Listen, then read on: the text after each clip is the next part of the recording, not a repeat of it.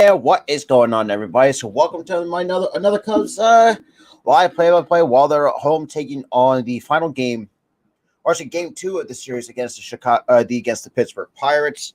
Obviously got Bryce Wilson for the Pirates going for them on the bump, and you got Keenan Thompson for the Cubs. But before we get into it, if you guys are new, definitely smash the like button. And hit that subscribe button, guys. New, definitely share out the content. Every little bit helps to grow the channel. We're on the road to 1K. And get out of the way. We're getting ready to start for the first pitch. Be underway. Yeah.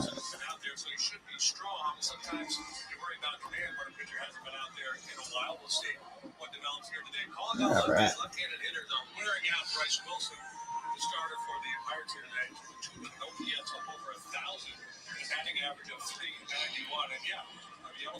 So obviously now we got Kevin Newman, Brian Reynolds in the 2 spot.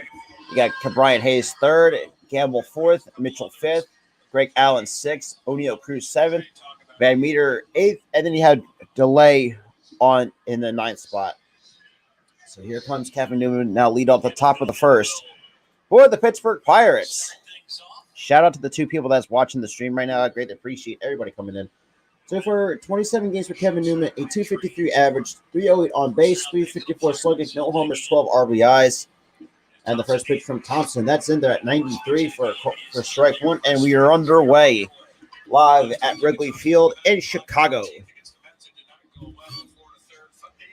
And the 0-1 pitch, that's fouled back at 93 for no balls and 2 strikes to Kevin Newman.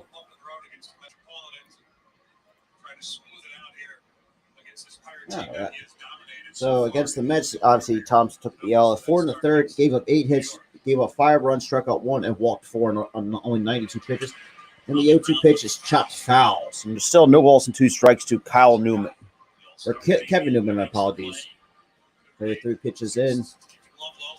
But I will say, though, since, Wrigley Field having the renovations done, it is kind of weird not seeing the mounds on the side in years past. But I still like it, though.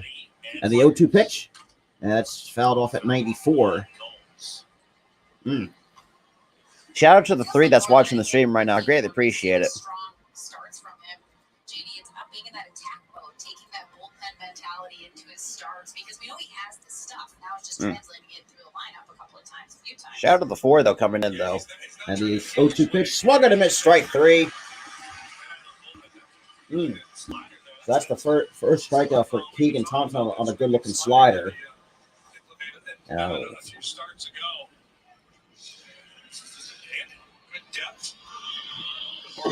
Yeah, like I said, good depth, good tight rotation. And there you go. So now here comes Brian Reynolds, pretty much the most sought-after player.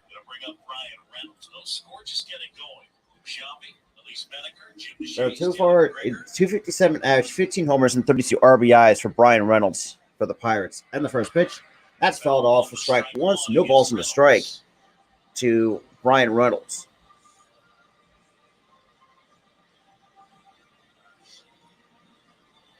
On a beautiful Tuesday afternoon in Chicago. Shout out to the 5 people that's in the stream. Really appreciate that. And the 0-1 pitch to Reynolds is misses inside for ball 1. Counts even a ball and a strike.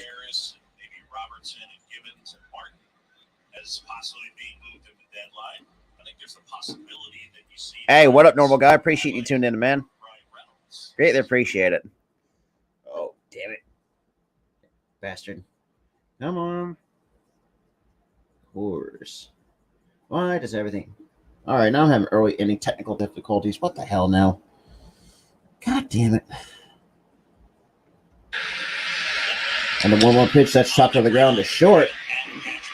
Wilson will make the easy play to first for out number 2.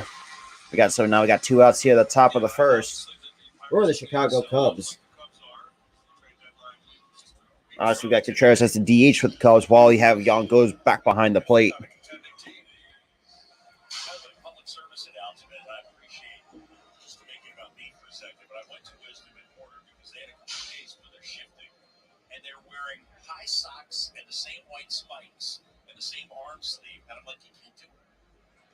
And the first pitch is in there for the call strike. 1-2 to Brian Hayes on the back door breaking ball. The preseason starts. I am doing a couple games in the month of August. August 4th. I'm doing the Raiders and the Jaguars, the Hall of Fame game. And then I got the Eagles and Browns on the 21st. So it should be somewhere in the month of August, give or take. And the 1-1 pitch, that's swung and missed for strike 2. No balls and 2 strikes to Brian Hayes.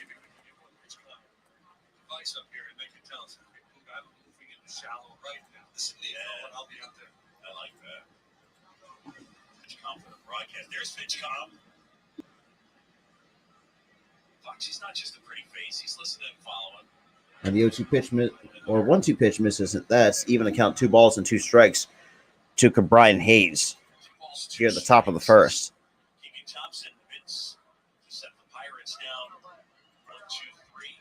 Shout out to the 6 that was coming in the stream, though. Greatly appreciate that. And the 2-2 pitch, and Brian Hayes pops it to shallow right. And that's going to fall into Ortega for out number 3. Hey, what's good, Liam? What is good, my guy? Appreciate you tuning in. Appreciate it. So now we're going to the bottom of the first with an easy 1-2-3 inning by Keegan Thompson. Let's move that out of the way.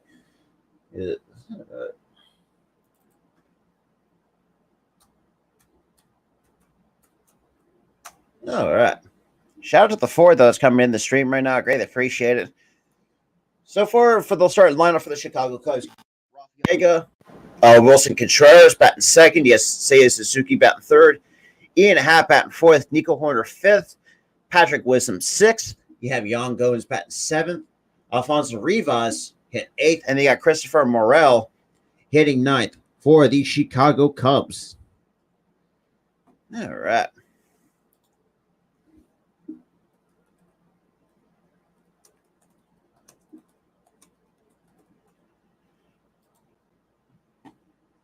Shout out to the 5, though, coming in, though. I greatly appreciate it. Really appreciate that a lot. And I have not seen on my communities, actually on the upcoming streams, I am doing a couple NFL preseason games. One for my Philadelphia Eagles, taking on Cleveland Browns, and the Raiders and Jaguars for the Hall of Fame game. That's just good. That's going to be fun as well. But yeah, Liam, like I said, I kept my promise in doing your Pittsburgh Pirates. And well, this game.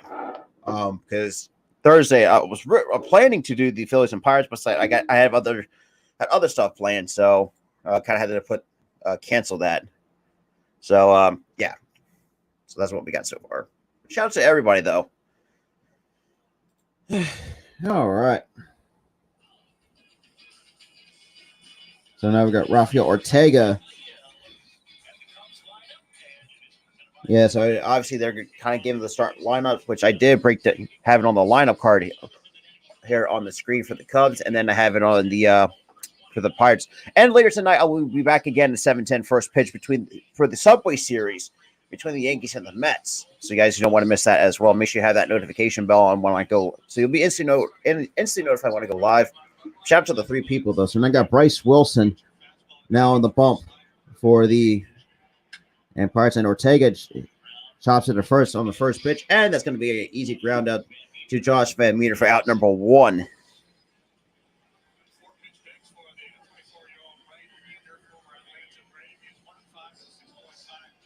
So obviously this season has his fastball, which tops out around about 93. He throws at 60% of the time. Then you have his slider at 15.4%. The game, if you're in the Chicago area, it's on the Marquee Sports Network, I think. Pittsburgh, I don't know the exact network, but if you're out of market like myself, you can catch it on ESPN Plus. Oh, really, Chris? I don't even know who the hell Chris Carson is. So now we got Wilson Contreras, the number 2 hitter. And another thing, too, like Contreras is another guy is very sought after before the trade deadline, which is looming around the corner. And they got Seiya Suzuki now waiting on deck for the Cubs as well. Shout out to the 9, though. And Contreras, and that's he's gonna dump that into center field for a base hit. So first pitch swing. Oh, takes a huge turnaround first, but kind of puts the brakes on. Hey, good looking swing though. If it weren't for copyright, yeah, I would. But this is the scoreboard is probably the second best thing for non-copyright wise. So I had that as well. Can you show you guys the lineup cards? I will, adjust it. Depending if there's, pinch hitters, bullpen changes, all that stuff, all that good stuff. And so up here, I had the base block. You got the innings, and also got the strikeout counters between the two pitchers. Shout out to the 12 though coming into the stream. Oh, really? Okay. And the first pitch from Wilson's right across down the middle to Suzuki for strike one. So no balls on the strike to say Suzuki so far in 58 games, a 267 batting average with 7 homers, 28 RBIs to go along with a 348 on base and slugging 446 so far with the Cubs. And the 0-1 pitch. And Suzuki lines out in the left center. That's going to be extra bases for Suzuki. It was like Contreras going around second, and he's going to looks like the third base coach will put the brakes on, and it's going to be a double for Seiya Suzuki. Now the Cubs got something cooking here in the bottom of the first. We're runners at second and third with only one out here, and obviously that base hit with 106 miles an hour exit velo off the bat. Now here comes the number 4 hitter, Ian Happ. Obviously, pretty much killed my Phillies when the Cubs played my Phils. So, yeah, that series was ugly for my Phillies, to say the least. So far, 94 games for Happ, a 282 average, 367 on base, 445 slugging. And the first pitch to Happ misses outside for ball one. So 1 ball and no strikes to Ian Happ.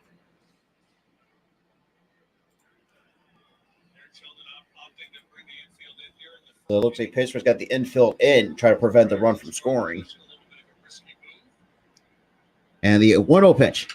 And Happ puts a good cut on it, and that's even the count of 1 ball and 1 strike.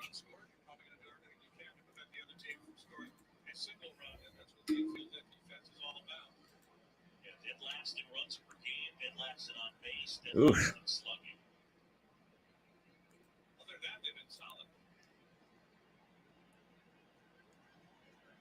And the 1-1 pitch. That's just missing on the outside corner for No, it has now had to count 2 balls and a strike. Here with runners on second, with 2 runners in scoring position, with less than 2 outs. Took a really good look at the pitch. And the 2-1 pitch. And Happ lines into the right center. That's going to be down for a base, and that's going to be extra bases. 1 run scores. Here comes Suzuki around third. That is a 2 RBI. That's a 2-run double for Ian Happ, and the Cubs are up to a 2-0 lead over the Pittsburgh Pirates. Good looking swing though from Ian Happ though.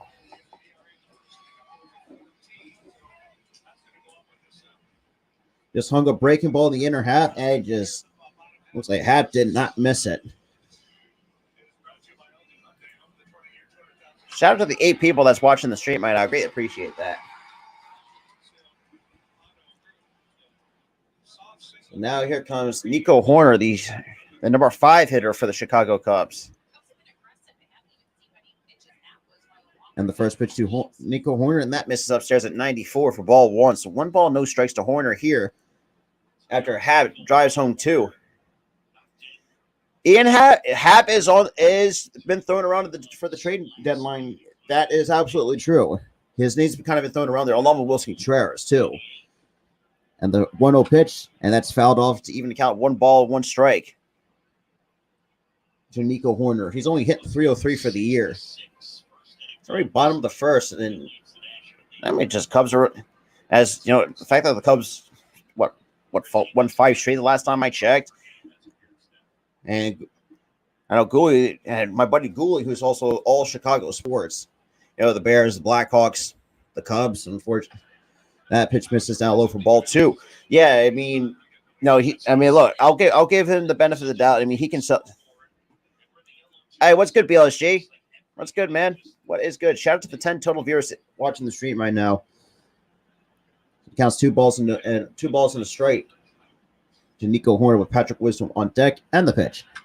That's going to through the right side for a base hit. So Happ coming around third, and that's going to be run number 3 for the Chicago Cubs, and that's going to be an RBI double for Nico Horner. Well, so back-to-back hits with runners in scoring position. Just an easy, just take it the other way. Just really have to don't do too much. Man, if you talk about Roy, you know how to get sawed off and just.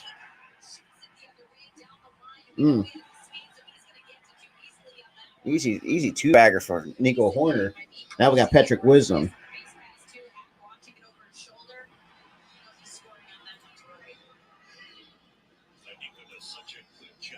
And we got a meeting on the mound here after, Wilson already gave him 3 runs. There was still in 1 out here. So Nico Horner, the shortstop, so far hits by direction. He has 27 pulled hits, 31 up the middle, and 31 to the opposite field. I mean, you learn how to hit to the opposite field. That as from a player perspective, as a hitter, that's going to come in real handy because even though it's as a player, even though people for those who have not learned how to hit to the opposite field, yeah, that might be as tough as it seems. But even take it from me as another guy that has made a career out of that hit to the opposite field, it's not as hard as people see as it is. So that's just my take on that. And the first pitch to Wisdom. Wisdom pops it up to shallow left. O'Neal Cruz shielding his eyes from the sun. That's going to be out in foul territory. Oh, it's like Brian Hayes actually make the catch for out number 2.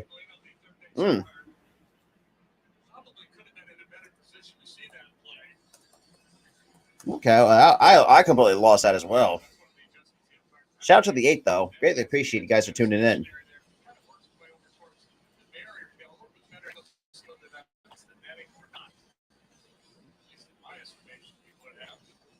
But also look at Hayes helping himself, almost stretching the net so he has the room to make the catch. Yeah.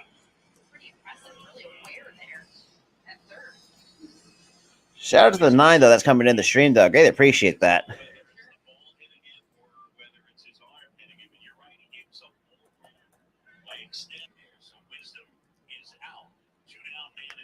And now here comes Yan Gomes and the first pitch.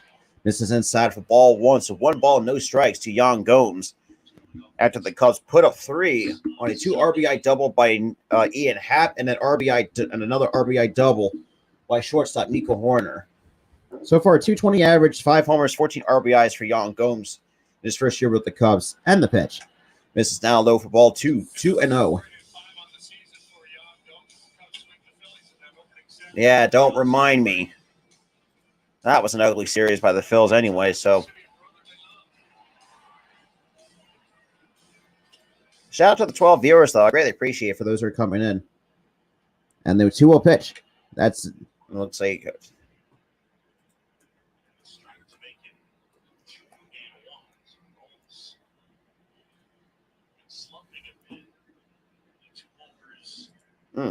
Shout out to the 12, though. Greatly appreciate it for those who are just tuning in. And the 2-1 pitch. And Gomes chops that foul past the Cubs dugout to even count 2 balls and 2 strikes. Here at the bottom of the first, only 2 outs.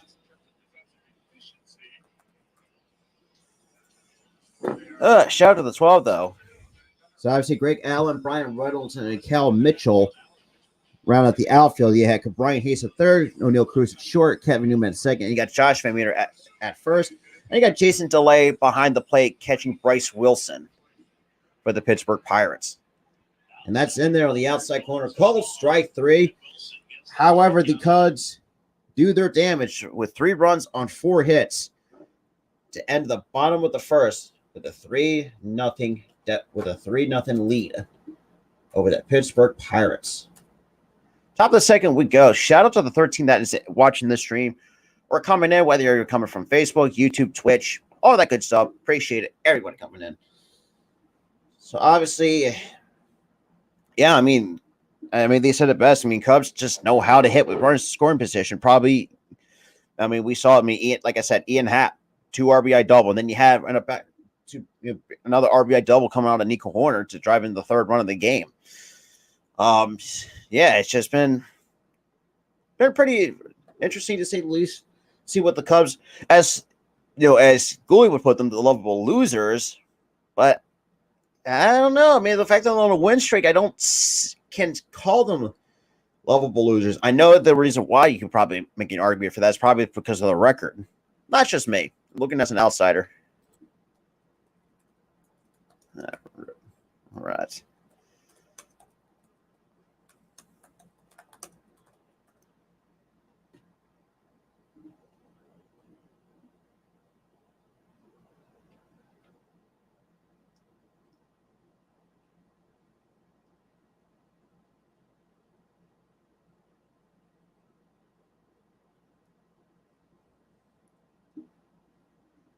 All right.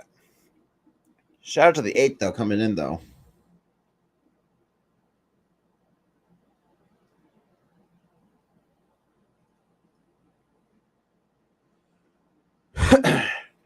Hey, what's good, Barrett? What's good, man? Appreciate you tuning in, man. Great, appreciate it. Shout out to 12, though, that's coming in. Or watching the stream or just tuning in as well.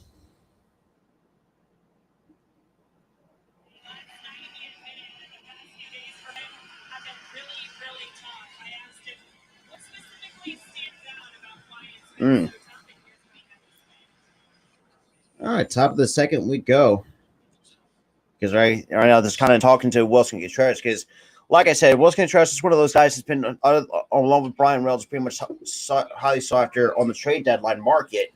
Because, like I said, the trade deadline is right around the corner. And we're going to see. It's going to be very interesting to see where some of these players might go. And the 0-1 pitch misses inside for ball one to Ben Gamble. Only hit 245 for the year for the Pittsburgh Pirates.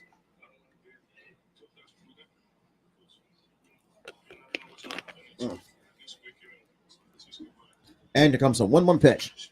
That's chopped up right up the middle, and that's going to be a base hit for Ben Gamble. So we got a leadoff single here for the Pittsburgh Pirates. That's their first hit of the ball game, coming off the bat of Ben Gamble as well. Shout out to the 10, though, that's coming in.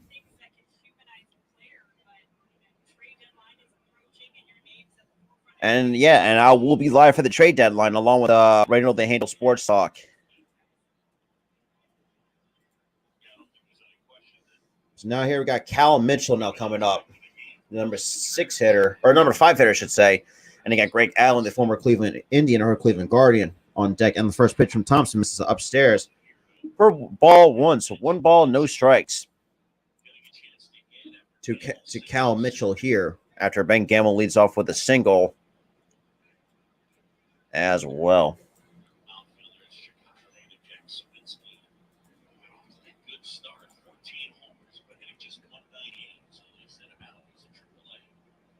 And the 1-0 pitch from Thompson. That's on the outside corner for the Colts. Strike one.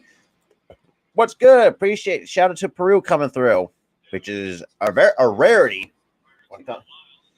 Shout out to everybody that's coming in, though. Greatly appreciate that. Counts the ball on the strike here to Mitchell. And the 1-1 pitch. And that is a loud foul ball to get Thompson ahead in the count. 1 ball, 2 strikes.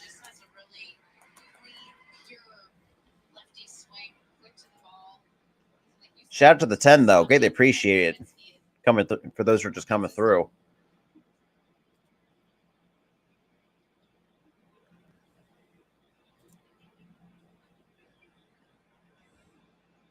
Counts a ball and 2 strikes here with only 19 total pitches. And the pitch. Swing and a miss, strike 3. Down goes Cal Mitchell. So 1 away here. And the top of the second. So that's the second strikeout for Keegan Thompson.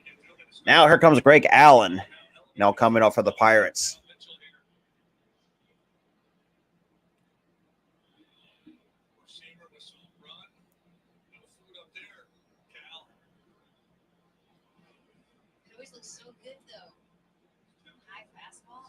Already 20 total pitches so far for Keegan Thompson.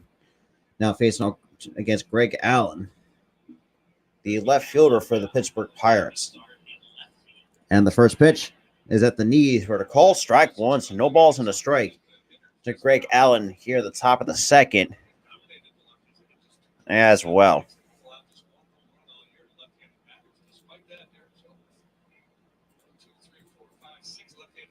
Shout out to the 10 total viewers, though. And the 0-1 pitch misses down low for ball one to even the count. 1 ball, 1 strike to Greg Allen. So Thompson against lefties. Lefties are hitting 230 off of him with a 338 on base, 341 slugging. So that's his numbers against lefties. So we got Derek Shelton in his 3rd season as the Pirates manager.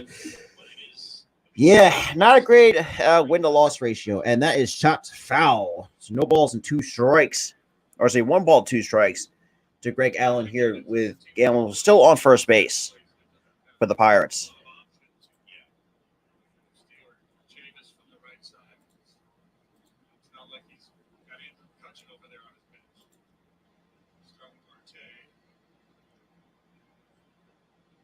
All right, so count the ball and 2 strikes to Greg Allen. Now we got O'Neal Cruz waiting in the wings.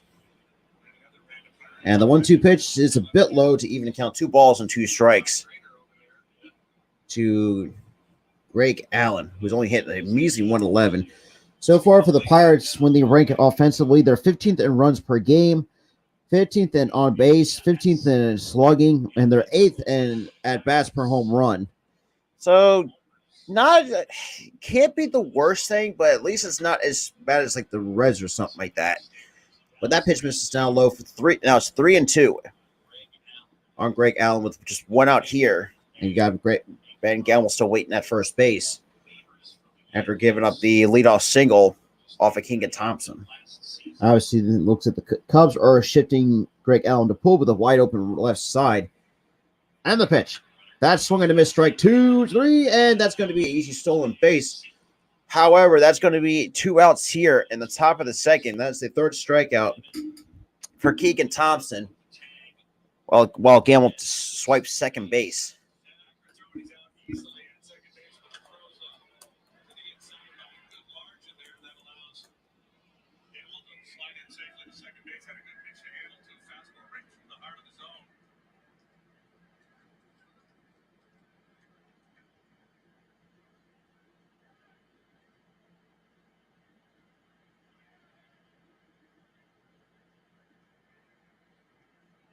Then we got O'Neal Cruz, and the first pitch says fouled off for strike 1. So no balls and a strike to O'Neal Cruz. He's 6'7" shortstop. Shout out to the 10 though, watching this coming in, tuning in. Really appreciate it.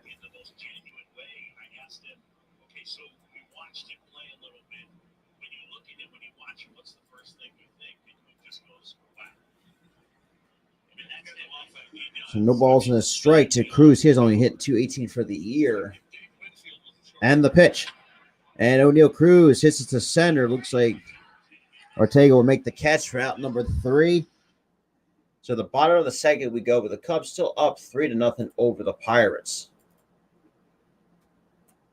So despite the leadoff single and a stolen base, Keegan Thompson gets out of that problem, gets out of the bottom of the top of the second with no problems, while still holding a 3-run lead.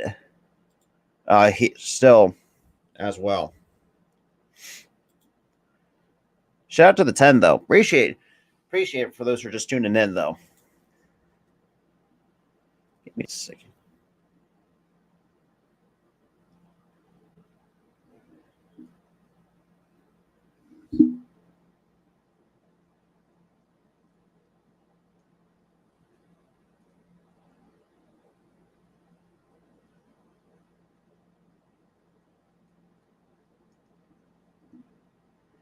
All right. I appreciate everybody that's been kind of, popping in and out, but I greatly appreciate it.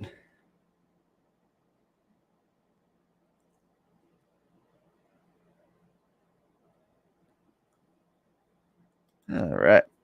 And also, too, for those who want to also try to catch this game, you can also watch on MLB Network as well, since The best part of the MLB Network, and I haven't done a couple games off the MLB Network because obviously free games for the day, which is very helpful for those who want to catch some out of market games depending on the days. So obviously now a record. So they got the Road Home Freedom for the Cubs. Now kind of highlighting the services from Staff Sergeant Brandon Aspel from the U.S. Army. That's awesome. That is really truly awesome. So now we got Rivas leading off. Then you got Christopher Morel, and then Rafael Ortega. So we're getting ready to turn the top of the lineup over for the Cubs. So Alfonso Rivas so far in 68 games, hitting 225 with a 307 on base, 308 slugging with 3 homers and 23 RBI so far with the Cubs. And the first pitch from Wilson, and misses out high and outside for ball one. So 1 ball and no strikes to Alfonso Rivas here in the bottom of the second, with the Cubs still up to a 3-0 lead on the Pirates. And the 1-0 pitch that somehow misses in the strike zone, but on the outside corner for ball 2. So 2 balls and no strikes to Rivas. Against lefties this year, they're hitting 391. OPS, I think you said, of over 1,000. Last year, though, it was different. The splits weren't as drastic. So you think maybe it's just and the pitch misses outside 3-0 to Rivas with the young Christopher Morel on deck for the Cubs. So lefties against Wilson hit 393 with a 451 on base, 652 slugging. Righties 285 with a 326 on base and a 455 slugging. So both lefties and rights kill Bryce Wilson statistically, which is crazy. Because usually either lefties or rights would have better numbers.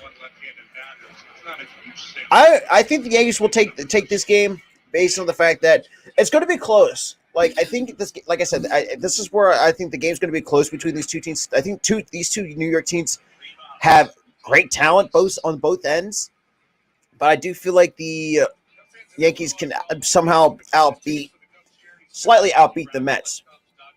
In my honest opinion, anyways, from the couple of games against the and very few games that I've called for the Yankees. But Rivas draws a leadoff walk here in the bottom of the second, and here comes Christopher Morel. But that's a good question, Lobo. That's a good question. And then he checks the swing, and he did not hold up, so now it's no balls in the strike to Morel, the number 9 hole here. Then you got the leadoff hitter, Rafael Ortega. Now waiting on deck. That's close. That's too close to call, but I can see. Yeah, I don't know. And here comes the 0-1 pitch from Wilson. Misses outside to even count 1 ball and 1 strike. Yeah, Adrian. I mean, think about it. I mean, you had Happ with a 2-run double, and then you had Nico Hoerner put the 3rd run up on an RBI double as well. So they had back-to-back extra base hits. But I mean, all started off with Contreras, and then started with Suzuki reaching on 2nd and 3rd, and then like I said, Happ drives in those 2 runs. Hey, what's good? What's good, 10th graders kid? Appreciate you tuning in, man. Appreciate everybody tuning in. So now it counts 2 balls and a strike to Morel. So far, he's first in slugging, since making his debut on the 17th of May, first in slugging, first in OPS. So basically like the top 5 in some offensive categories. So it counts 3 balls and a strike to Morel with Ortega. Because obviously the Cubs are about to turn the lineup over here at the bottom of the second.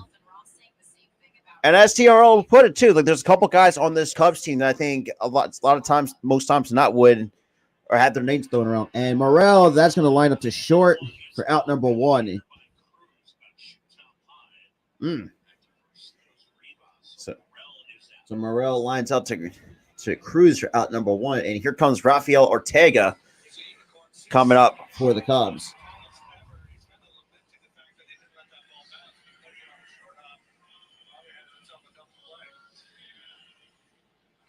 I think when you look at the type of player he is, the reasons you say, wow, is the way he's able to move with his size. Everything about That's him is crazy, so though. smooth. When you have the longer limbs, you don't expect As tall as O'Neal Cruz is, that's impressive for a guy of his. Well, then again, we see that's the second time we see a guy that's 6'7" in the majors. And the first pitch to Ortega's going to clips the outside corner for a strike once. No balls on the strike to Ortega. He is 0 for 1 with the ground out his first time up, back in the bottom of the first. So far, hit 236, 5 homers, 24 RBIs, and a 691 OPS goes Rafael Ortega for the Cubs. And the pitch. This is way outside to even account of 1 ball, 1 strike to Rafael Ortega. Shout out to the 15 total people that's watching this stream or coming into the chat. I greatly appreciate it. I appreciate the people, some watching on Facebook as well. So that's 30 total pitches so far for Wilson here in the bottom of the second. Count even the ball on strike and the pitch. And Ortega fouls it off. Now down the count. 1 ball, 2 strikes to Bryce Wilson. Despite the fact that left-handed hitters are hitting really well off of Wilson so far this season.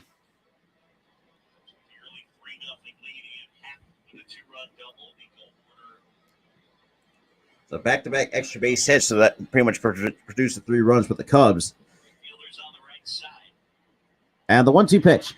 And Ortega gets a piece of it and pops it out of play. Still 1 ball, 2 strikes.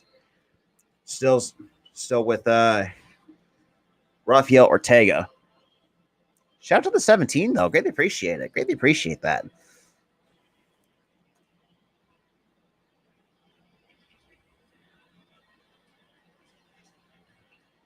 And Wilson delivers the 1-2 pitch, and that's going to be chopped to the right. That's going to be an easy double play for the Pirates. So, damn, so you 1-6 or 3-6 put out on a double play for the Cubs. So the inning comes to a close. So very unfortunate for Rafael Ortega. And trust me, yeah, and then top of the third we go. Cubs still up 3-0. Goddamn. T-O-P. There we go. Well, appreciate everybody that's been tuning in, though. Greatly appreciate that. Appreciate shout out to everybody, though. So now we're going to the top of the third. All right. All right.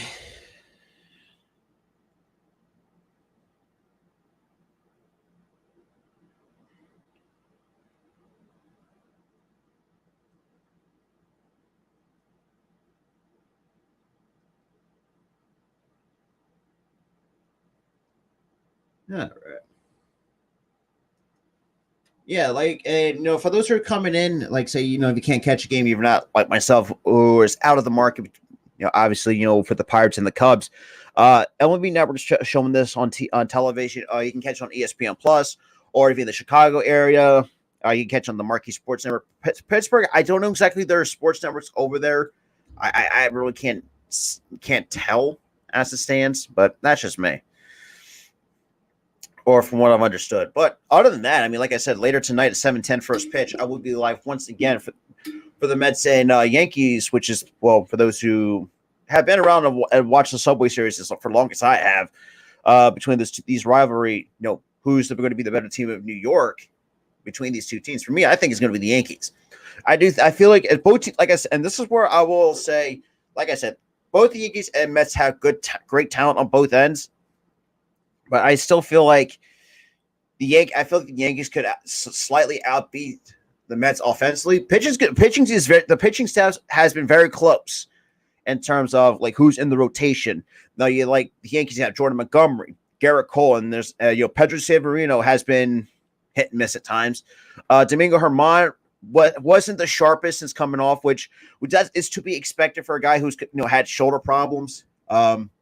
Actually did miss majority of a good chunk of the season because of that.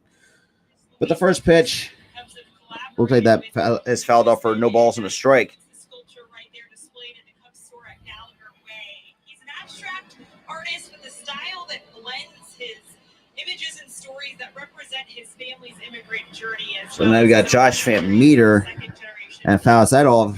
Now down to count no balls and 2 strikes against Keegan Thompson. And Meter only hit a measly 190 for the year. Obviously, the first baseman for the Pirates here. Now down to count, like I said, no balls and 2 strikes to Keegan Thompson. Already up to 30 total pitches so far right now to start at the top of the third. Obviously, the Cubs were shipped in the pull, and the 0-2 pitch. Right, with a backdoor cutter, just could not catch the outside corner for ball 1. So 1 ball and 2 strikes so far. Van Meter in 53 games, hitting a 190 batting average, 259 on base, 310 slugging with 3 homers and 12 RBIs. And that's fouled back. Still 1 ball, 2 strikes to Josh Van Meter. Shout out to the 15 total people though coming in there. Really appreciate that. The story of Van Meter, like I saw the Pirates as a Cub fan growing up. I believe that was a story, right? And the 1-2 pitch. And that's chopped foul once again by Van Meter. Still a 1-2 count. And that was the same thing with Jason Kipnis too. I thought another guy that I thought was very underappreciated during his time in the majors.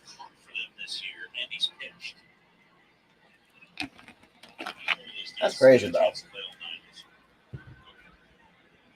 And Keegan Thompson delivers a 1-2 pitch. Swung and a miss, strike 3. That is strikeout number 4 for Keegan Thompson. So 1 away here at the top of the third. So here comes Delay, the catcher, the number 9 hitter with Kevin Newman waiting on deck. Just nice looking high fastball above the hand. And look, if you can locate a good high fastball above the hands, and some can make contact and try to foul it off. I mean, look, it's an effective pitch if you put it in the right spot. And the first pitch is at the knees for a strike 1 at 94. So no balls and a strike to Delay.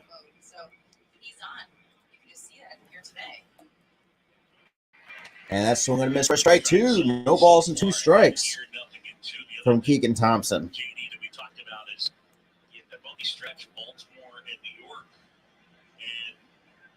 And the 0-2 pitch misses a bit low for ball 1. So 1 ball and 2 strikes to Delay here in the top of the third with only 1 away.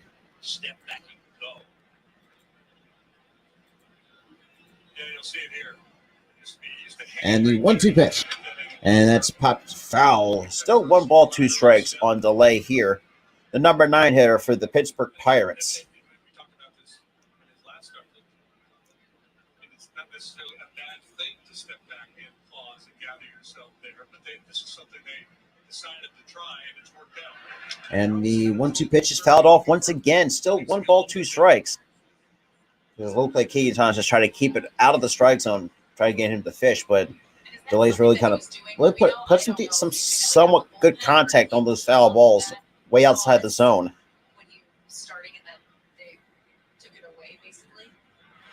And Delay pops it up to the third base side. Looks like Wisdom will make the catch for out number 2.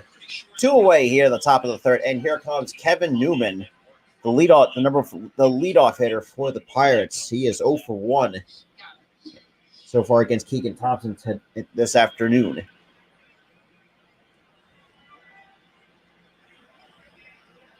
So Kevin Newman is one of the 4 strikeouts from Keegan Thompson here in the ball game. So far, only hit 250.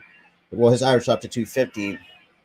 And the first pitch, and Thompson lines it to left. That's going to drop down for a base hit. Maybe extra bases for Kevin Newman. He just takes around first, and he's going to get into second, no problem. So that is going to be a 2-out double for Kevin Newman here in the top of the third. And here comes, and we got the left hand, and nobody cares about that. So we have Brian Reynolds, like I said, and where I kind of discussed a little bit too, that he's another guy that's been a lot of teams want to try to trade for, because I think he's probably one of the better center fielder options on the trade market from what I looked at. Along with, like I said, Wilson Contreras, one of the other better catchers on the market. So we'll see. Like I said, we'll see what happens at the trade deadline. And the first pitch to Reynolds misses inside for ball 1. So So Reynolds already 0 for 1 with the ground at bat. His first time up, already dropped it down his average to 256, 15 homers, 32 RBIs, and a 796 OPS for Brian Reynolds. And the 0-1 pitch. This is now low for ball 2, 2-0 to Reynolds. So you do like the zip ups, the quarter zips. You're looking at me like you have no. Alrighty.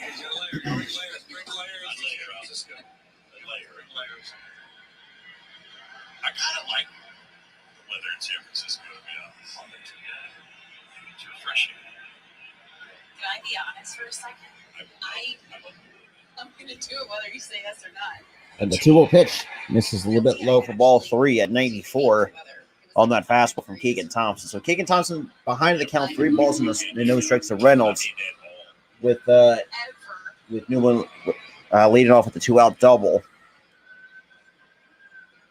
After Van Meter strikes out swinging and the delay pops out to Wisdom.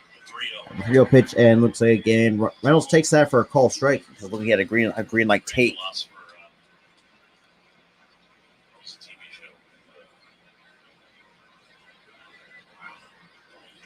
Shout out to the 13 though coming in though. I greatly appreciate that.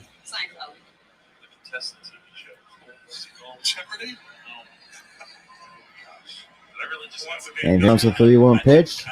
That's fouled off. Now it's a full count on. Now it's on full count on Brian Reynolds. Shout out to the 15 though coming in or just tuning in. Greatly appreciate it on this beautiful Tuesday afternoon.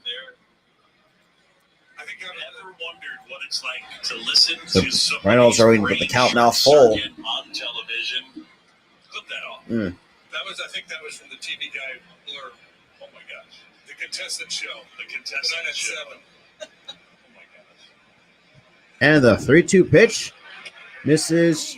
Call strike 3. Never mind. That is strikeout number 5 for Keegan Thompson. And Brian Reynolds is not happy.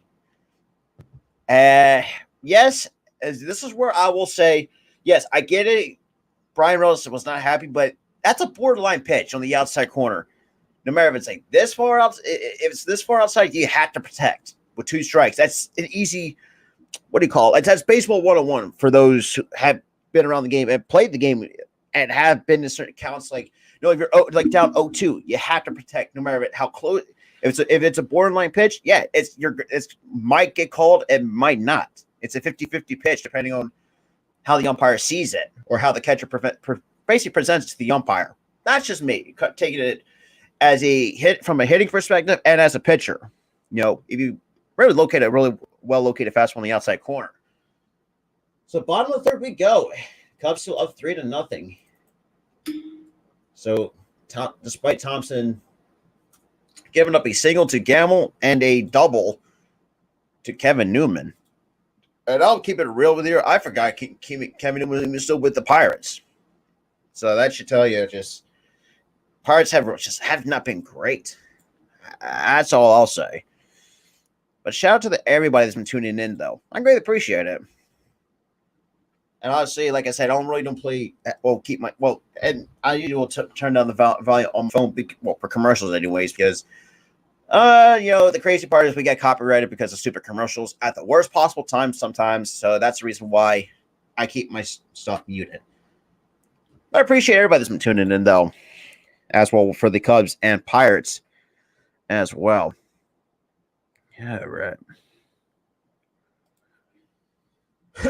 Bottom 3rd we go. Shout out to the 17 coming into the stream. I greatly appreciate it. I greatly appreciate everybody tuning in, though.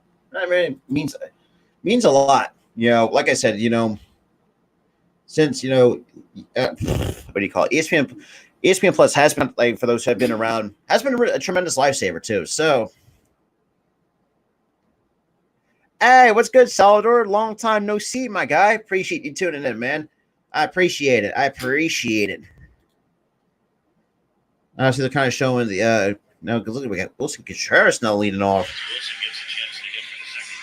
Now we got Contreras, Suzuki, and Ian Happ, these scheduled hitters for the Chicago Cubs here in the bottom of the 3rd, while the Cubs have a 3-0 lead over the Pittsburgh Pirates. He has 1 for 1 with a single and a run scored. And the first pitch to Contreras misses inside for ball 1. That look almost hit him. Shout out to the 20, though, coming in, though. I greatly appreciate that. Nah, I couldn't. Let's take your bumps and move on.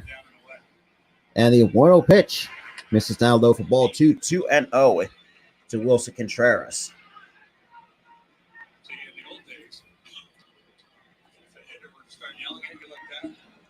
Yeah. And the 2-0 pitch from Bryce Wilson misses inside 3-0. Wilson Contreras. Does it get in your head or make you look better? Well, it gets in your head. Like if I'm going to be in a situation where hitter's trying to intimidate me for pitching inside, I'm not going to throw a soft little breaker. And the 3-0 pitch. And it looked like a singer that managed to catch the outside corner. So now it's 3 balls and a strike to Wilson Contreras. 3-1 down. Contreras. Count is 3-1. Here at 261 to all qualified catchers in both on base and slug. And we got, looks like Bryce Wilson kind of steps off, kind of just trying to reassess things a little bit.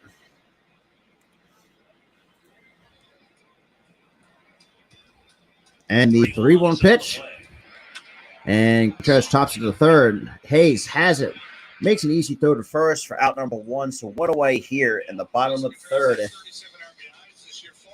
Now showing the flashback of Contreras against the Pirates. Obviously, a hanging slider back at the make 16th from Bryce Wilson just takes it over the fence.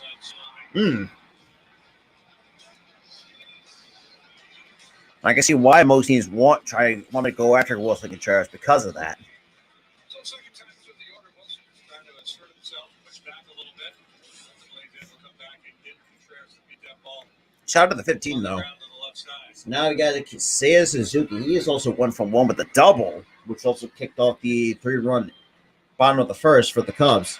And Suzuki hits it to deep center, and looks like Reynolds would make the catch at the edge of the warning track. We're out number 2. So Seiya Suzuki gave that a bit of a ride to center.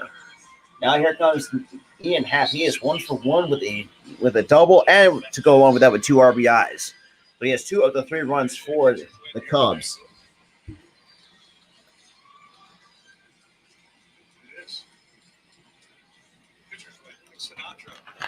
Yeah, right.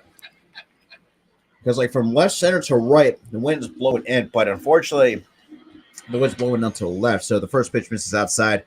1 ball, no strikes to Ian Happ here in the bottom of the third. Only 2 outs after a ground out from Contreras and a fly out from Seiya Suzuki. Shout out to the 15 though.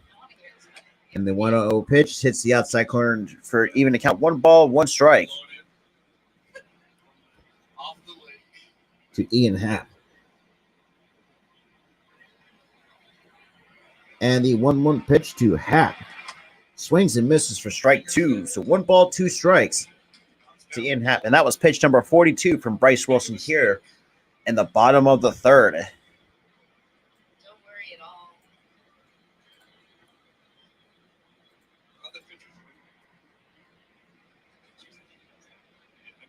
And we got time called here. So obviously, shout out to the 14, though. Greatly appreciate that. Counts. Nope. 1 ball, 2 strikes, and the pitch. That's called strike 3 on a good looking sinker at the knees. So 1, 2, 3 go the Cubs here in the bottom of the third. Top of the fourth we go with the Cubs still up 3-0 going to the top of the fourth against the Pittsburgh Pirates. Shout out to the 15 total people that is watching the stream, and a couple of people coming from the Facebook Live as well. I greatly appreciate that. But yeah.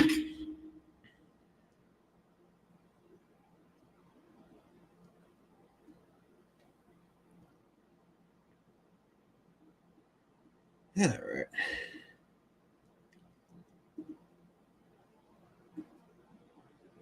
Yeah, all right.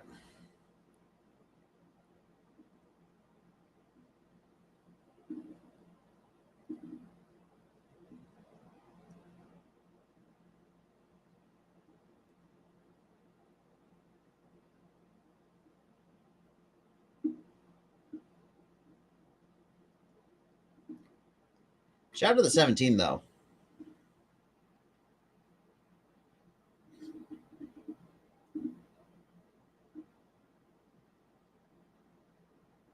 All right.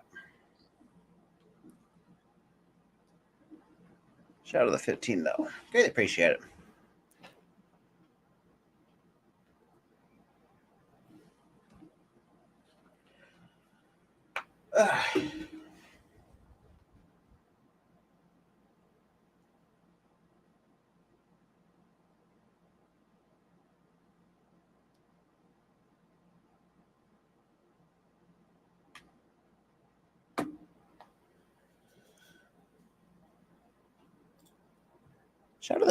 Shout out to the 17, though. Greatly appreciate that. As well. All right, so we got Cubs up to a 3-0 lead here. 3 runs on 4 hits compared to no runs and 2 hits from the Pirates. How about this? As well. Of these has been most impressive during the 5-game win streak. Bullpen, corner, offense, starters, Velasquez. I like how that works. Ready. Offense, starters, Velasquez. We got some individuals. We got some units. And the first pitch is in there for the call, strike 1 to Brian Hayes. So we got Brian Hayes, Ben Gamble, and Cal Mitchell, the scheduled hitters here in the top of the 4th for the Pirates. And the 0-1 pitch. That's fouled off. No balls and 2 strikes to Hayes. So no balls and 2 strikes here against Brian Hayes from Keegan Thompson. Offense, starters, Velasquez. MarqueeSportsNetwork.com/vote. And the 0-2 pitch. And Brian Hayes hits it to the right, and that's going to drop in for a base hit, possibly extra bases. So Brian Hayes will get into second with no problems to lead off the top of the 4th with an extra base hit. Hayes is just so good at the plate, really smooth swing, and here he keeps his hands high for an elevated 4-seamer, gets it up, takes it into the That's gap. a second extra base hit for the Pirates this afternoon. And Brett, over time, that he's had some wrist issues, and he's kind of changed his release so it's a little less pressure on the wrist. Tweak that, and now seems to be in good shape, and it's a good piece there. Seen Pirates players swing through that high fastball, but there Hayes able to keep his hands up, and that's why he's able to connect on it. And that's popped to shallow center, right above behind the second base bag. Has it for out number 1. So Gamble is now 1 for 2 in the ball game. Now we got Cal Mitchell now coming up. He is 0 for 1 here in the ball game for the Pittsburgh Pirates.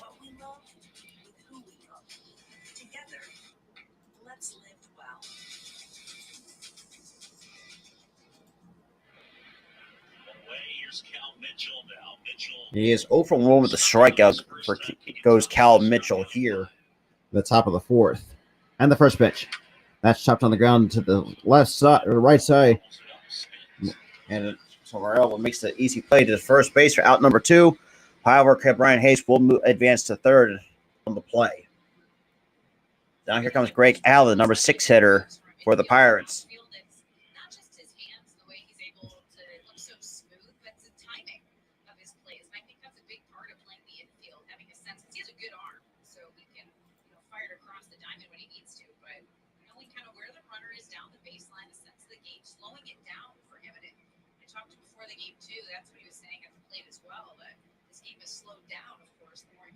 And the first pitch, and that misses a bit high for ball 1. So 1 ball, no strikes goes Greg Allen. That's why you see guys take the steps. Like, remember Hayes last inning when you have time, so you know you have your arm. And then 1-0 pitch, and that's an check swing. Not even to count 1 ball and 1 strike. He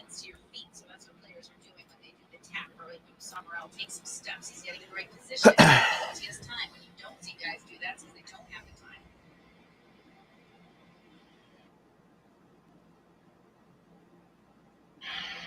Ball strike on Allen infield. Play the pole. And that misses for ball 2-1 on Greg Allen. Shaded and up the middle. That's pretty much straight up. Straight up-ish. And the 2-1 pitch. Swing and a miss for strike 2. So it counts to even 2 balls and 2 strikes to Greg Allen here in the top of the 4th.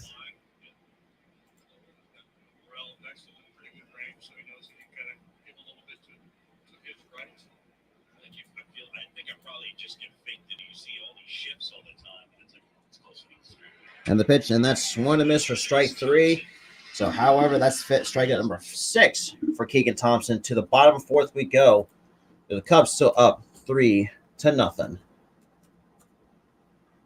All right.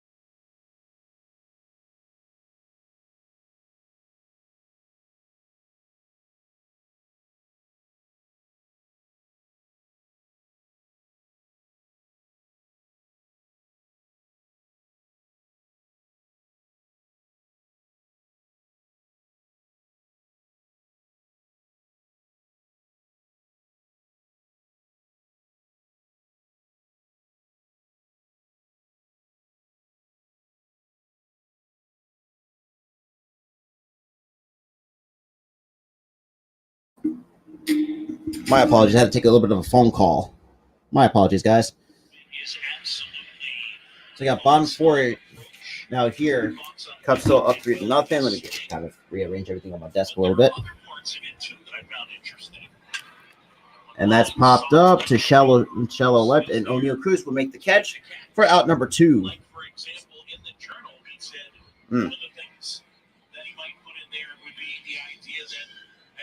Last night, he said, last night was really cool. I was super happy for Scott Efros.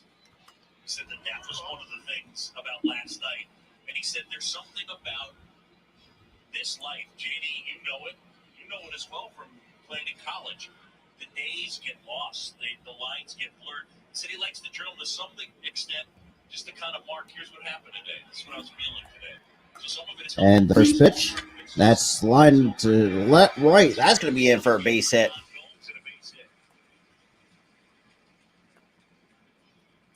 Obviously a thoughtful guy, right? Smart guy, thoughtful guy. make sure he kind of does his due diligence both as a player and as a teammate. And it's a little stroop waffle. All right. Wait, what? Shout out to the 10, though. Still sticking with me, though. Great, appreciate that. Yeah, well, okay. Back in that stroop waffle. Yeah, that was good. And the first pitch to Rivas. The other thing he said It's not in there for the call strikes, so no balls and a strike to Alfonso Rivas. He said, look, I don't want to get too regimented with my journaling. He said, because the last thing you want to do, this game is hard enough. He said, I don't want to sit there And the 0-1 pitch. That's line to right. That's going to drop down for a base hit. So Gomes around second, going to third. So Rivas is going to have another extra. It's going to have an extra base hit for the Cubs here in the bottom of the fourth. So Cubs now got runners on second and third, with only 2 outs here on a double by Alfonso Rivas, and they got Christopher Morel now coming up. Talked about the struggles that Wilson has against lefties, and here Rivas taking advantage. Sometimes he can have trouble with that low and inside pitch, but here he's able to get his bat inside, keep those hands tight, and drives this one to right field. So he's elevating that too, getting under the ball. It's a nice job by Rivas. We've seen the flashes that he has, the power and the contact. And now the goal, as he tells me, is really that consistently show that he can do that consistently. So we got the number 9 hitter, Christopher Morel, takes that for first pitch for ball 1. So 1 ball, no strikes to Rivas. Oh, I'm sorry, to Christopher Morel.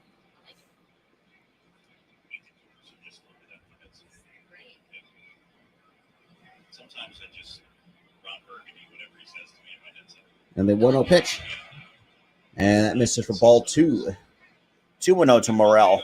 Maturation of a young hitter to see what Morel's able to do here in this 2-out situation with 2 guys in scoring position. The tendency is to try to get big here, especially with a 2-0 count. Constantly reminding yourself, stay in the moment, get a pitch, get too anxious. Already had to count 2 balls and no strikes here in the bottom fourth. And Morel hits to center, right up shielding his eyes from the sun. Will make the catch for out number 3. So bottom fourth comes to a close after the Cubs would come up with 2 runners in scoring position, could not capitalize on that attempt for with the runners in scoring position. So top 5 we go, with the Cubs still up 3-0 over the Pittsburgh Pirates as well. I appreciate everybody that's been kind of tuning in as well to this to my play-by-play on the Cubs and Pirates this afternoon.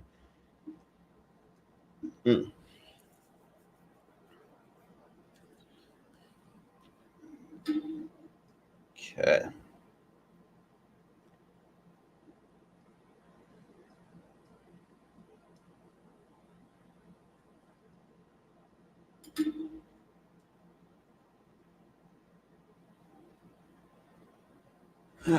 Right. Shout out to the 10, though, coming in, though. I greatly appreciate that. So I got top 5 coming up right now, the commercial break, with the Cubs still up 3-0. Shout out to the 11, though. Still sticking with me, though. Greatly appreciate that. On this beautiful Tuesday afternoon. Shout out to the 13, though.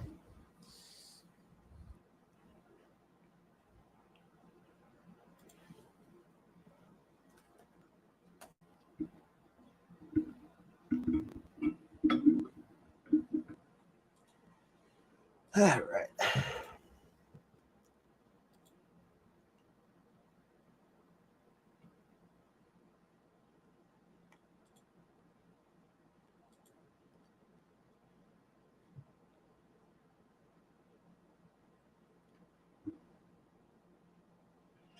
All right. So Keegan Thompson was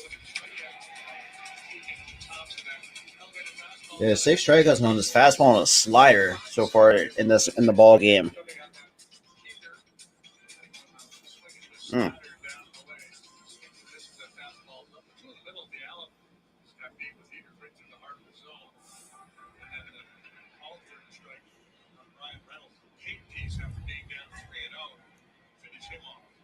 And the first pitch to Cruz. That's the line to second base. Morel will have it for out number one. One pitch, one out here in the top of the fifth. Goes for the Cubs defense.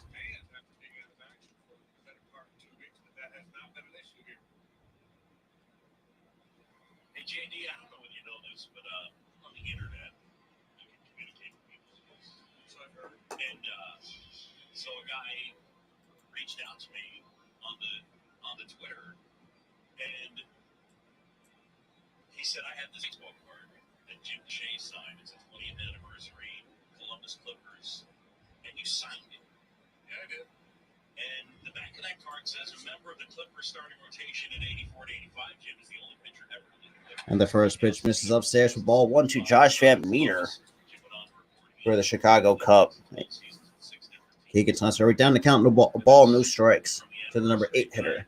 By the way, I got to send it to you. He sent it to you. I have it. And the first pitch and the 1-0 pitch skips in the dirt for ball 2, 2-0 to Van Meter. He is 0 for 1 so far in the game this afternoon. Jason, but he was like, I have this. I was like, I want it. Good on Jason. Like, why would you sign it? And Van Meter hits it to right. Suzuki has some room. Will make the catch for out number 2. 2 away here in the top of the fifth for the Chicago Cubs defense against the Pittsburgh Pirates. I think he gave her something like at a card show.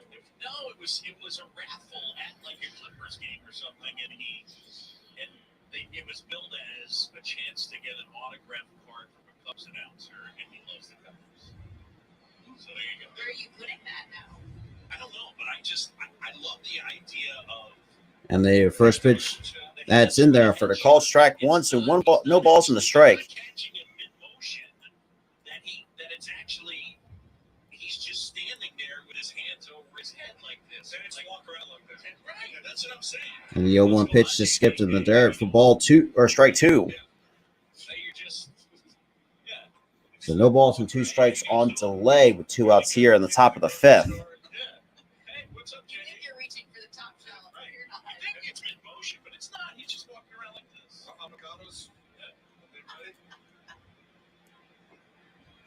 And the 0-2 pitch. That's chopped foul. Still no balls and 2 strikes to delay here the number 9 hitter for the Pittsburgh Pirates.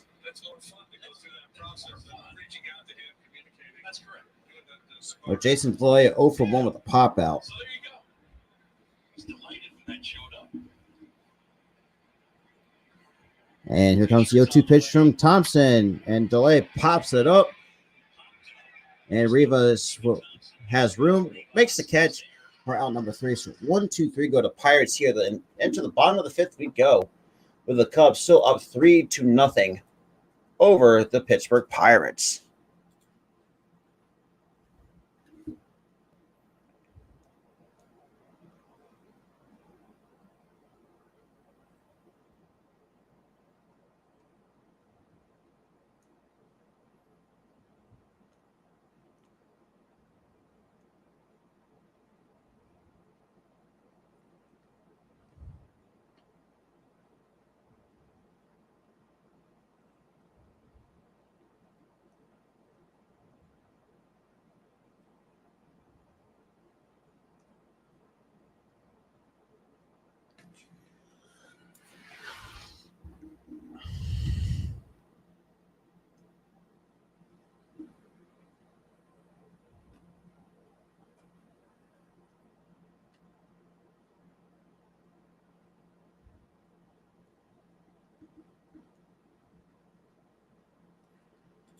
All right. Shout out to the 10, though. Still sticking with me, though. I greatly appreciate it.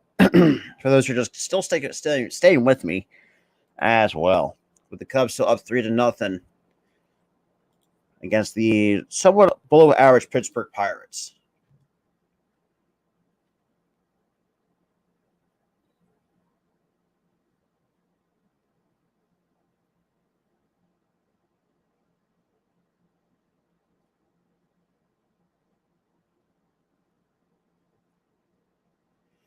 All right.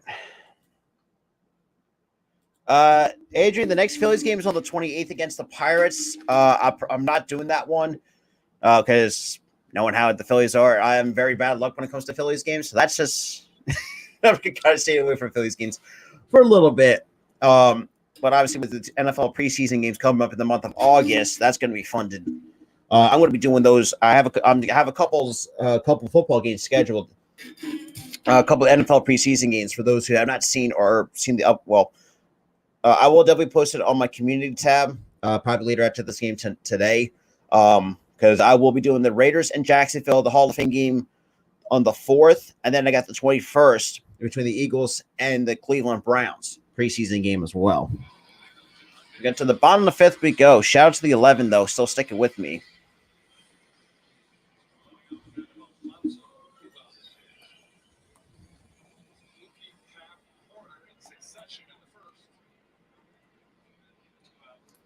So now we have Rafael Ortega, the leader of the bottom of the 5th, and the first pitch is in there for the call strike one on a changeup. First pitch changeup from Wilson. So now getting ahead in the count. No balls in the strike. So 0 for 2 goes Ortega, grounded out his first time and grounded out to in the double play his last time up, but now it counts even a ball and a strike.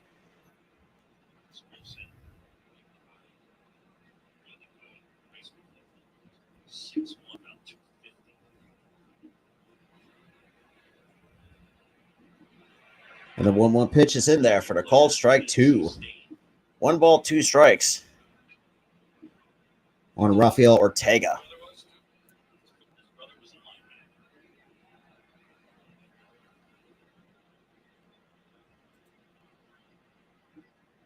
All right.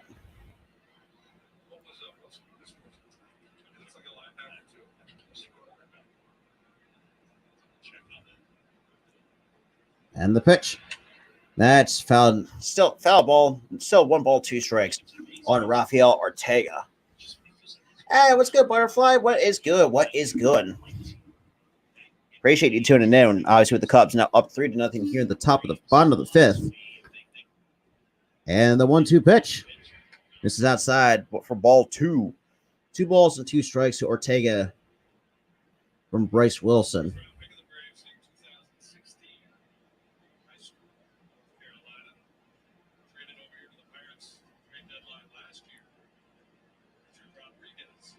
And the 2-2 pitch, and Ortega pops that out of play. Still counts, still a 3-2 count, or sorry, 2-2 count on Ortega, the leadoff hitter for the Cubs.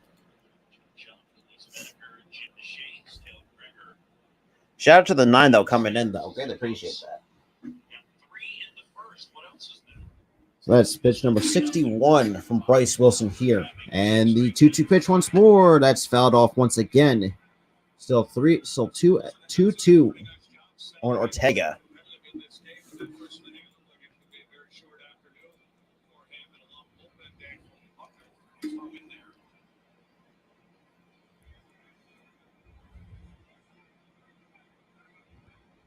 And the 2-2 pitch is outside 3-2.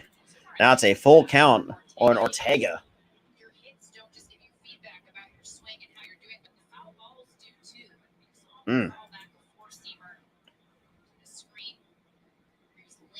And the 3-2 pitch. And Ortega hits it to his right. That's going to be well struck, and Reynolds will make the catch for out number 1. So 1 away here in the bottom of the 5th. And Ortega really get that one a ride towards right center. And Brian Reynolds will track it down for out number 1. Now here comes Wilson Contreras, another guy, like I mentioned previously, that a lot of teams are high or pretty much are interested in acquiring or trading for Wilson Contreras, which is one other hot name on the trade deadline market, which I will be live for that as well. And the first pitch to Contreras swings and misses for strike 1. So no balls and a strike to Contreras. He is 1 for 2 with a single and a run scored. Obviously, one of the runs scored on an RBI double by actually Ian Happ, part of that 2-run double. And you guys see Suzuki on deck. And the 1-0-1 pitch misses low for ball 1 to even the count. 1 ball and 1 strike.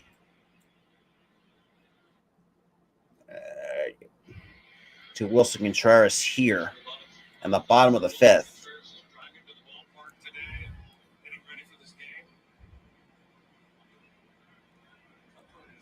And the 1-1 pitch.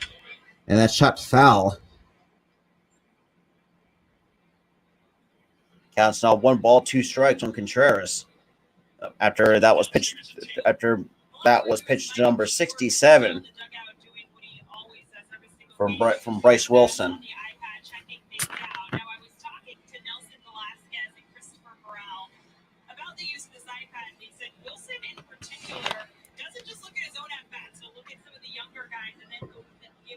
Feedback. It's something he's talked about a lot this year, how he's really enjoyed that mentorship.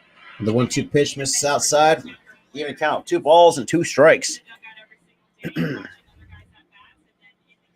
Wilson Contreras.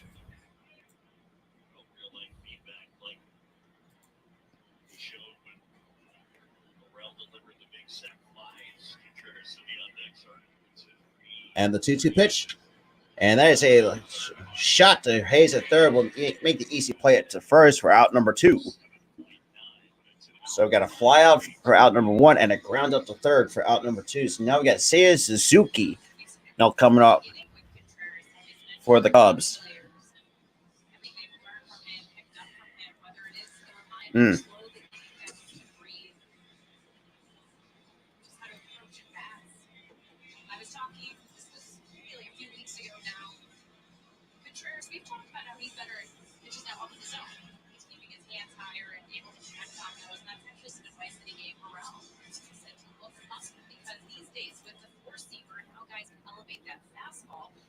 All right. Shout out to the 14, though, tuning into the stream, though. I greatly appreciate that.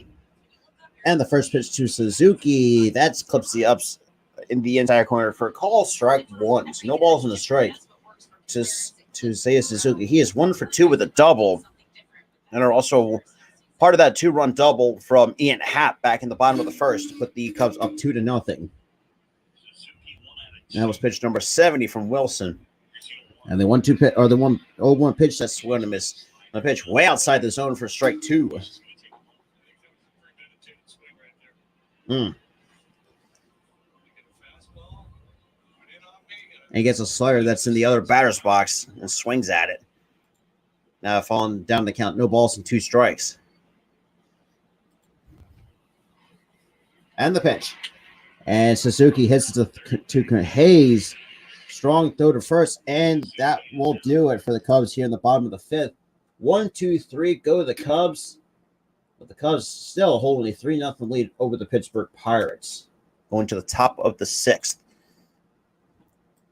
And definitely, let's get these likes up. Smash that like button. Definitely share the content there. A little bit helps. Because like I said, I'll be later tonight. Later tonight, 7 p.m. Well, 7:10 first pitch, I should say. Probably a little bit earlier. For the Mets and Yankees Subway Series. That's going to be fun.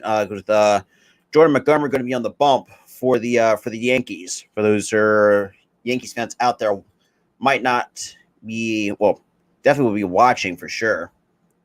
Shout out to the 14 though, coming in and tuning in general. I appreciate that. All right.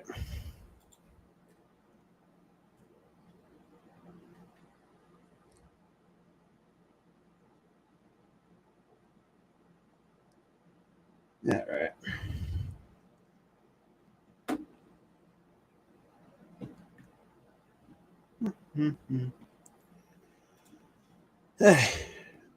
Actually, well, right now, probably going to be. Like I said, I never root against for my rivals. Like I said, I'm a Phillies fan, but I'm going for the Yankees today because, like I said, I think Yankees have slightly better talent than the Mets. I think, like I said, it's close between these two teams in New York. You know, pitching is very close. Well, the only one I feel like has been kind of a bit of a hit and miss. And you know, I know this is a little bit early to say because you got Domingo Germán, and from some of the games that I've seen, most of the highlights I should say, and kind of see what kind of get my thoughts on things. Despite having a huge shoulder injury, which kept him out for a majority of the season, and decides to gets lit up by the Astros, I think it was.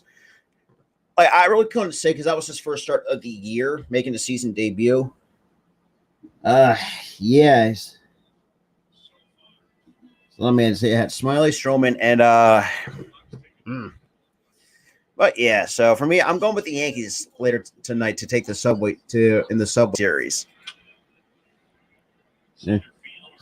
So Ortega was nice catch by Christopher Morel with his back towards the infield.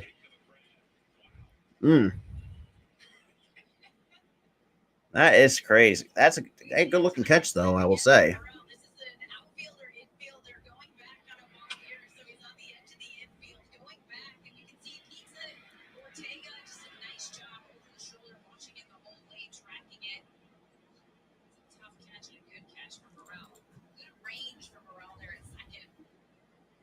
Now look, one pitch, one out.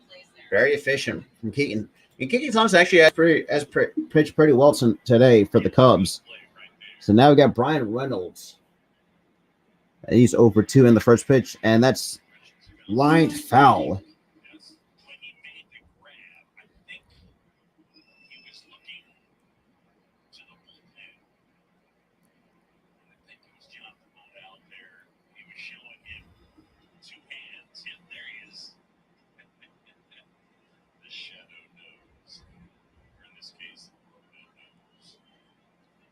And the 0-1 pitch. That's on the inside corner. Called strike 2. No balls and 2 strikes. Goes in favor. Thompson still had to count no balls and 2 strikes to Brian Reynolds. He's also 0 for 2 in the ball game. And last time up, struck out swinging. That misses upstairs for ball 1. So 1 ball, 2 strikes on Brian Reynolds.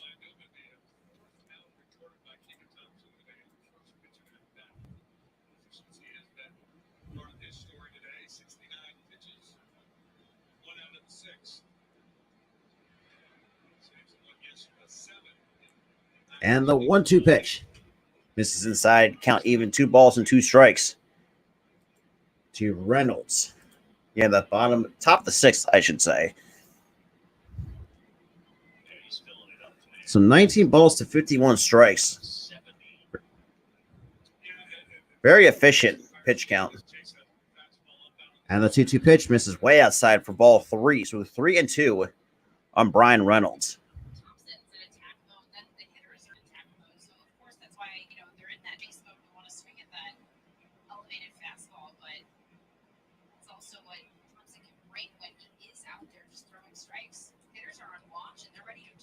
And the 3-2 pitch. That's going to be a line to second base for out number 2. So that goes. Brian Reynolds now 0 for 3 in the ball game this afternoon.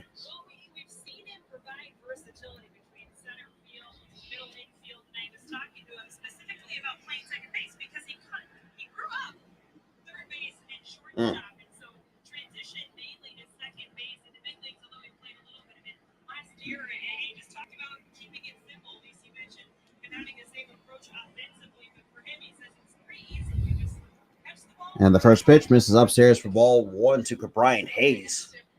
And Hayes is 1 for 2 here in the ball game this afternoon.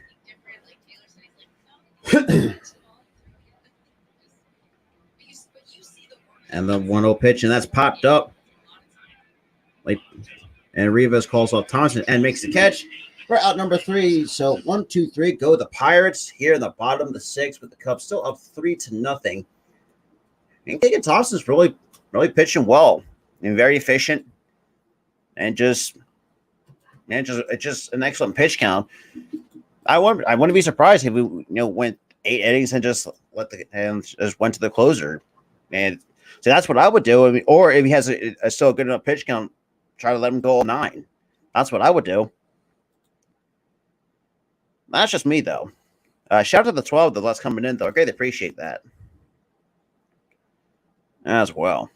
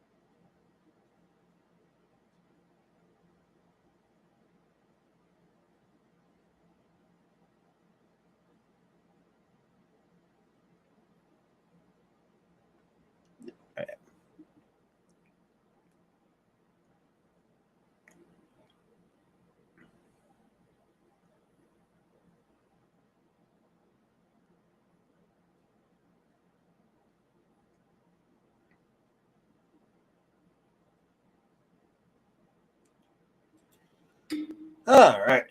Shout out to the 8th, though. Still sticking with me, though. So now we got 3 runs on 6 hits for the Cubs compared to the no runs on 3 hits for the Pirates going to the bottom of the 6th. And just cut. Keegan Thompson really pitching well.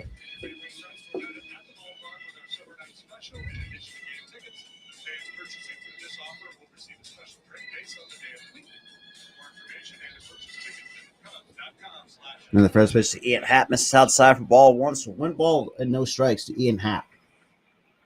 And Happ is 1 for 2, or 1 for 3, I should say, with a 2-run RBI, a 2-run double. And that's a foul ball. Now, was it no balls and 2 strikes? Or two balls and no strikes, I should say. So Happ is 1 for 2. Also with a 2-run, obviously that 1 hit was a 2-run double back at the bottom of the first.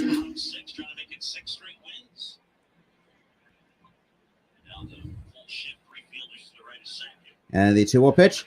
That's on the outside corner for a call. Strike 1. So 2 balls and a strike to Ian Happ. So it looks like they're shifting Ian Happ to pull and also shifting up the middle to against Ian Happ. And the 2-1 pitch. That's hit to left, deep left on the warning track, and Al will make the catch for allowed out number 1 here in the bottom of the 6th. No matter what happens at the trade deadline, Ian Happ and Feature Jen also always have a special relationship. I love this tweet last night from Feature Jen. Ian threw me this ball. It was a strikeout that Wilson launched past second base into left field. So Wilson and Happ were the last 2 ones to touch this ball. I have feelings. And that's hit to short. Neil Cruz. That's way above the head. Oof. Oh, it's just a lead. So Horner will reach on an E6 by O'Neal Cruz. And overthrew the first baseman by, a few feet.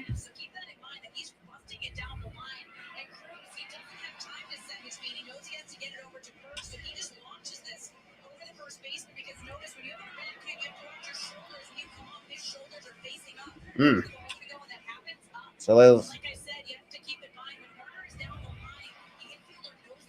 and then and Cruz know it too. Yeah, that's a very good point.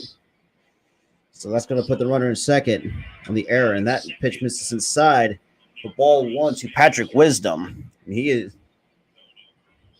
and that was pitch number 78 from Bryce Wilson here in the bottom of the 6th.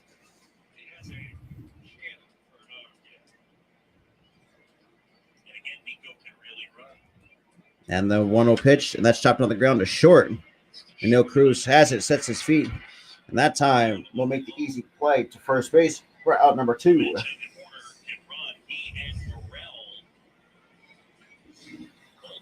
So the Cubs is one of 3 teams with 2 or more players in top 20 in the major league in sprint speed. But also that's Nico Horner and Christopher Morel. That's crazy. But overall, that was pitch number 79 from Bryce Wilson. Now we got 2 outs here with Young Gomes now coming up with 2 outs here with the runner in scoring position for the Chicago Cubs. And the first pitch to Gomes, that's chopped to Brian Hayes the third. And an easy play to first, but despite that single and an E6, that still doesn't come back to bite the Pirates in the ass. Top of the 7th we go with the Cubs still up 3-0 over the Pirates. Shout out to the 10 people watching the stream right now. No matter if you're coming from my YouTube page or the Spotlight Sports Streams or the Facebook page, I still greatly appreciate it for those who are just tuning in. Try to at least get some new faces around here, or just try to meet some new faces coming in as well. Yeah, appreciate everybody that's been.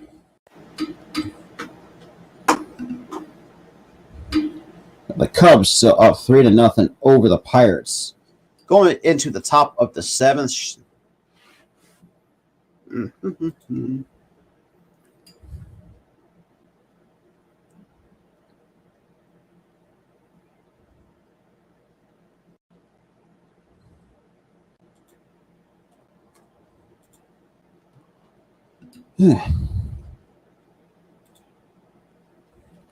Shout out to the 12 though. 12 or actually 13 viewers, I should say, coming in. Well, I appreciate it though.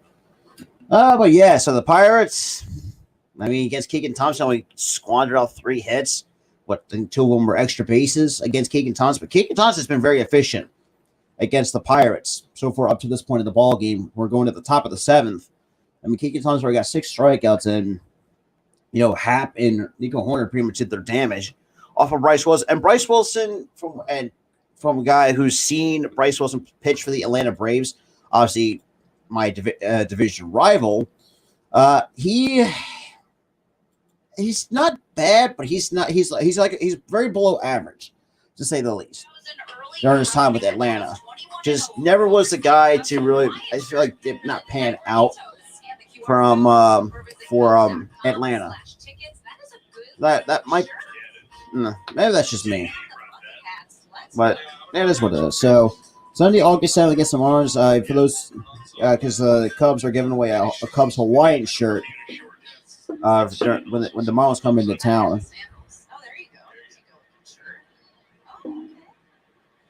People are rocking out busting out the Hawaiian shirts. And that's in there for the call strike 1-2 Ben Gamble. He is 1 for 2 here in the ball game this afternoon. But he's singled, but also has a stolen base. But still that stolen base really didn't mean anything for the Pirates. And that's swung and missed for strike 2. No balls and 2 strikes to Ben Gamble. Thompson getting ahead 17 of 22 first pitch strikes. He is in the proverbial rocking chair. And that's a good point. Hey, what's good, Shane? Get the hell out of here. Get out of here. It's good, Shane. Appreciate you tuning in. Man, I got to say, man, Keegan Thompson had – this kid is something special. This kid's actually really good. That's swung and a miss, strike 3, and that is strikeout number 7.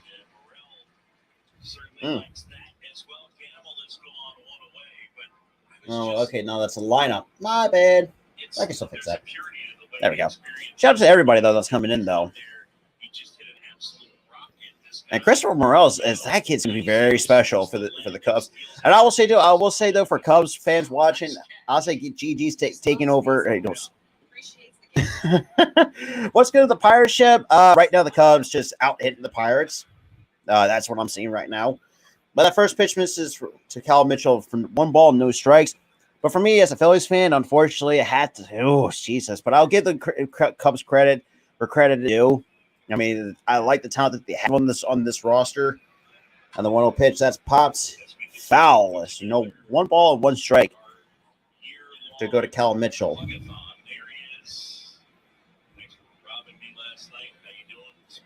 And Gamble. Shout out to the 15 though watching the stream right now. Greatly appreciate it. But 12 from my YouTube page. Greatly appreciate that. And the 1-1 pitch misses inside for ball 2-1. It's just so much fun to watch because it's so real and authentic. Yeah, well, I mean, so far the only Cubs I feel like that might get traded, that could be either Ian Happ or Wilson Contreras. Those are the 2 names that I've been seeing so far that might lead the Cubs. And I'm like I said, I'm taking most of the stuff I see with a grain of salt because who knows? Who knows what the Cubs might do at the trade deadline? And I got hopefully my Phillies will do the goddamn same thing. So I will say that much. Counts even 2 balls and 2 strikes, and the pitch. That's chopped to the left side. Horner cannot make the play, and that's going to be.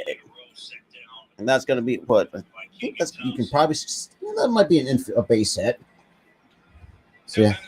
And that was pitch number 83 from Keegan Thompson. More Selper, but Sol you. Yes, I mean, that's true, Shane. I mean, take it from me, like, jeez. Some of our young players sometimes never pan out, especially, being a Phillies fan and whatnot. None of our young players sometimes pan out. Well, unless you're we also had names like Howard, Utley, Rollins, Chooch. But that's here nor there. But the first pitch think Greg Allen is in there for the call strike one. On a hanging breaking ball. And if I was Greg Allen, I would not. For some reason, why take a hanging breaking ball? I guess they were just looking for a first pitch fastball. That's swing and a miss for strike two.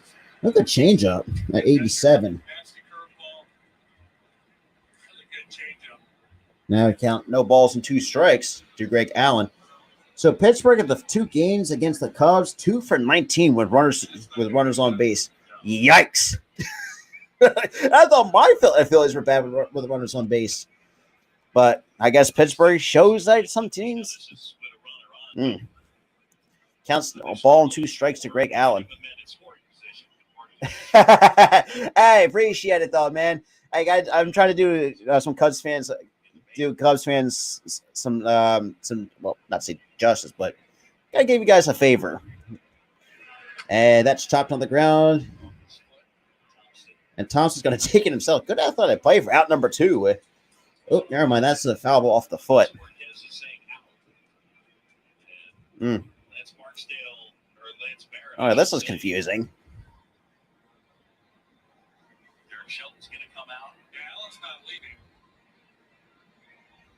Okay. So look, the manager, let's see, Shelton. Let's see the replay. See if it hit off the foot. I don't know about that one. Man, we're gonna have to use like an in-dirt camera. So, like, this is what they should do, Derek Shelton. This is not reviewable. So, not a problem. Like I said, as bad as my Phillies are, and very disappointing. At least I can watch teams actually actually know how to win games. So, like I said, even hell, I'm even going to be live later tonight at 7:10 first pitch for the Subway Series.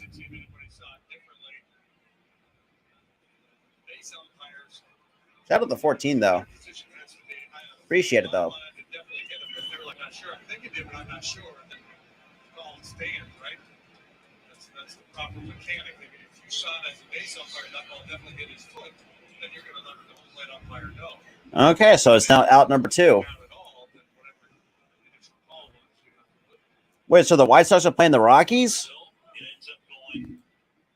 Let me see.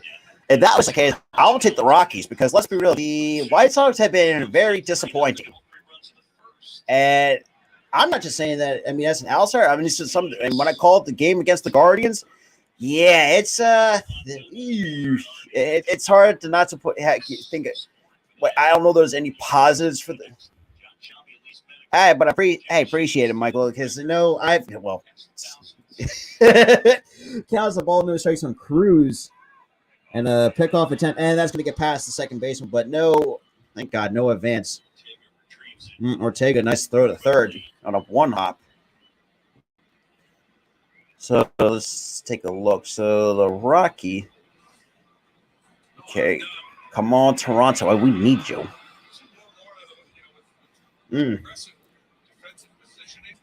Rockies? Yeah, I'm taking the Rockies as well because, well, say what you want about the Rockies, and trust me, when I called their game against the Padres, man, they know how to put up a fight against some of these good teams. As bad as the Rockies are, but Cruz, that's a long foul ball to the right. Woo! Right. Right. Yeah, I'm taking the Rockies all day. I mean, I like Jose Iglesias of what he's been able to produce. I mean, I think they have a decent pitching staff over there. I mean, if Bryant can stay goddamn healthy, that would be much more easier to watch. But I don't know, man. I'll still take the Rockies any day of the week.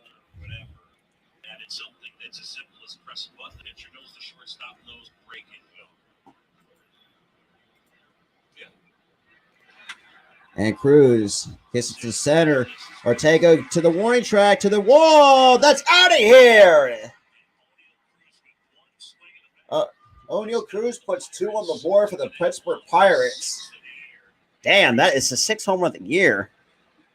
And that ball was carrying. This is the power he has on his 6'4" frame, long limbs, but this is a powerful swing. Keegan Thompson's done a really nice job this game of elevating the four-seamer, but this one just put it right down the middle and out of the ballpark it goes for O'Neal Cruz. Center, pretty swing. That's some damage. Damn. Minnesota and Brewers. I'm going to take Minnesota because, yeah, see, that's a very good point. Rockies always had, even though they play a great, yeah. Oof, man, weird. Yeah, I'm going to take Minnesota because, I mean, look, I mean, I like what the team that they have. Brewers, I don't know, like the pitching, for some reason, the pitching always has carried that Brewers team. I mean, Yelich for some reason has not been the same ever since I with that broken kneecap. Boy, and William Thomas has been okay. I just feel like some of these guys haven't really been the same players. And that pitch misses outside. The ball, what's that? So apparently, from left center to right. So left center, the wind's blowing in at 5. So the only place as you can hit it out is to straight. Damn. Right. I forgot. The Wrigley Field is like in the residential neighborhood. Ooh, that is disgusting. On a swing in the dirt. Ooh. So he counts the ball and 2 strikes to Keegan Thompson. With only 93 pitches, I mean, it's still an efficient game by Thompson. Like I mean, made not one mistake. I mean, I thought overall he pitched pretty well for the Cubs this afternoon. And the 1-2 pitch. And that's popped out of play. Still 1 ball, 2 strikes.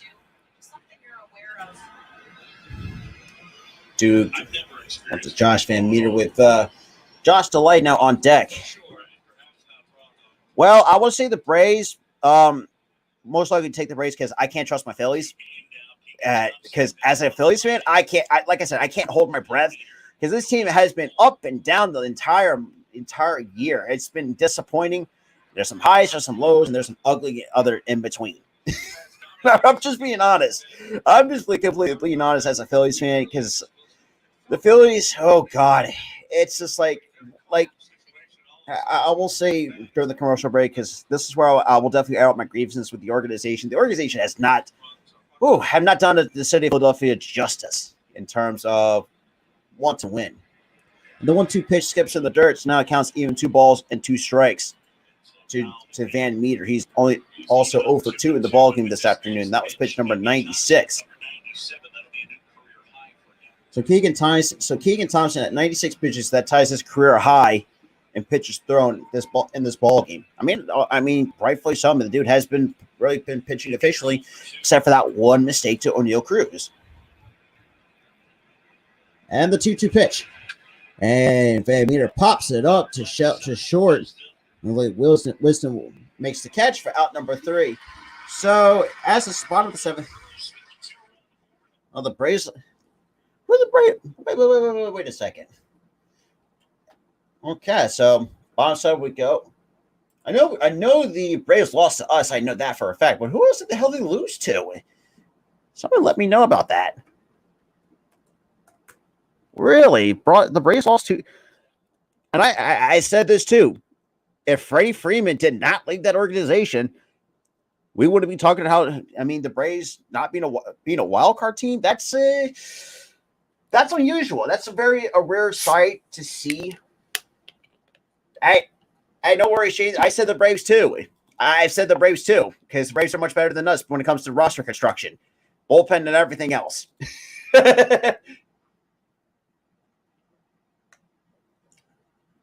Oh, Royals and Angels. Oh, that's easy. Let's give it to Kansas City because the Angels suck ass. I'm sorry, Angels. If those are Angels fans watching, oh God, you gotta. I feel bad for you, man. Artie Moreno, what the hell are you doing? Wasting the primes of 2 perennial all-stars and Mike Trout and Shohei Ohtani. I'm sorry, that is not going to work. Ugh. So, as the game stands, we're going to the bottom of the 7th with the Cubs with 3 runs on 6 hits, also with an error compared to the 2 runs, 4 hits, and an error from the Pittsburgh Pirates. Like I said, I mean, I don't sugarcoat with the Phillies at all. And for those, I know I'm kind of ranting on it because take it from me, who's seen the Phillies over the years, the good, the bad, oh Jesus! Like I said, the good, the bad, and the downright ugly of Philadelphia Phillies baseball. It's not been great. And trust me, I've seen same thing with the Cubs too over the years. The good, yeah, obviously the good, the bad, the ugly, and the It's just like nothing. For those who have not followed Phillies baseball more than I have, and I'll say this from as a a realistic one at that, but it's just this organization cannot give us anything to work with. Because Dabrowski's doing what I'm really having second thoughts on him. Middleton, I don't know what the hell he's doing as an owner because he's not really helping us whatsoever. I mean, he doesn't really involve in the decision making, but we had the 5th highest payroll in baseball, and we're not doing nothing with that. Castiel is starting to be approved as a liability in the offense. Familia. The only worst bullpen signing we ever got was Familia. Familia. Mets fans warned us about Familia, and Familia is very streaky. But it's not been great for us in the city of Philadelphia. Well, particularly for me, I'm watching from southern New Jersey, so that's where I'm from. Shout out to the 18 though. So Saturday at noon. And also too for those who are still around, I know some WNBA games as well. Right now, Luis, we are in the bottom of the 7th. Going into the bottom of the 7th, the Cubs still up 3-2. So we're on commercial break, but the first pitch to Rivas. Okay, so apparently it's a 1-1 count. All right, so it looks like Pirates are going to the bullpen. So we got Bede now coming in to pitch for Pittsburgh.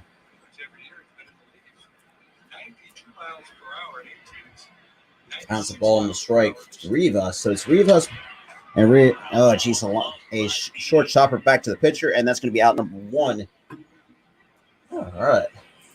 Time now for the Nissan breakdown, and take a look at this. Christopher Morales next to the plate right now, and let's look at his swing. It kind of reminds me of someone. Carlos Gomez, both players. Shout out to the 20 though. Santiago in the Dominican Republic. Yeah, they're kind of breaking down Morel's swing. Kind of what his swing comparison to. One of them that's crazy. Carlos Gomez. I know a lot of some players hated him, but I thought he was actually a fun player to watch. And the first pitch to Morel, that's swung and missed for strike 1 at 88. So no balls in the strike. And then you got Rafael Ortega now on the deck. So here in the bottom of the 7th, Cubs are going to start turning over the line here in this inning. So 0 for 2 goes Christopher Morel. A line out and a fly out in his 2 trips to the plate. And the 0-1 pitch. And Morel chops it to short to O'Neal Cruz. Makes an easy play, and that's dug out by Van Meter for out number 2. So that's 2 outs here in the bottom of the 7th for the Cubs. Yeah. Of course, I hate some of these picture commercials at the same time, but shout out to 19 though. Watching the stream right now. Now we're at the top of the order for the Cubs with Rafael Ortega. He is 0 for 3 with a ground into a double play, and a fly out so far in his first 3 trips to the plate. Now facing against Speed with only 5 pitches in, and the first pitch. This is outside of 95. The ball 1 to Rafael Ortega. And the Cubs are now got Roman Wickner warming up in the pen for the Chicago Cubs.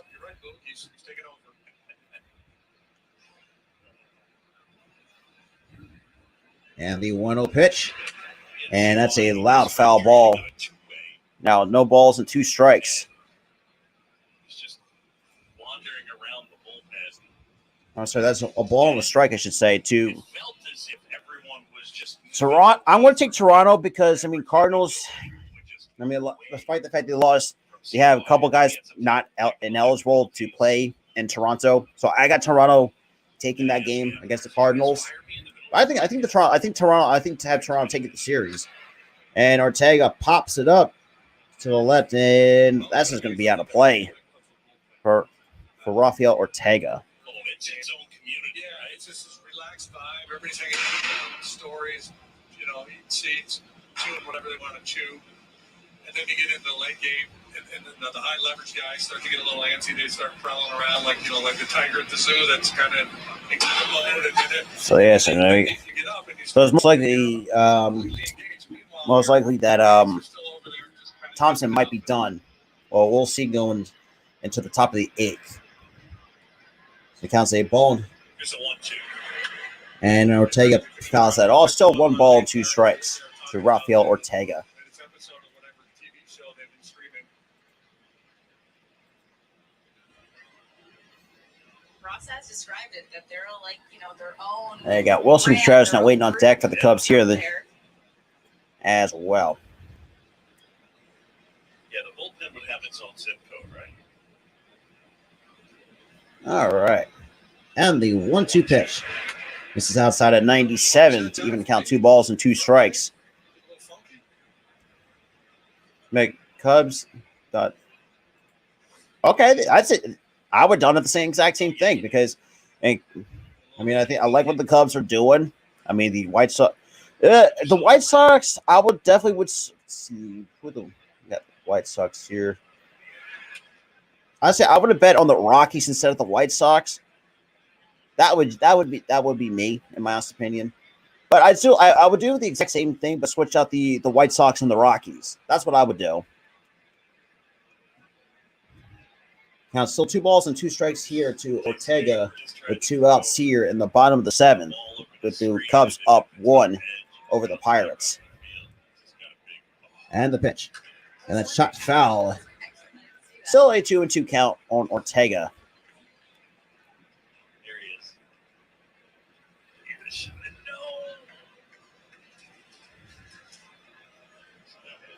known. Yeah. Completion from that angle. I was going to say, tough angle. It's like that's right. I forgot about Hayward still with the team. I think it was because of his contract. All right, what are we doing here?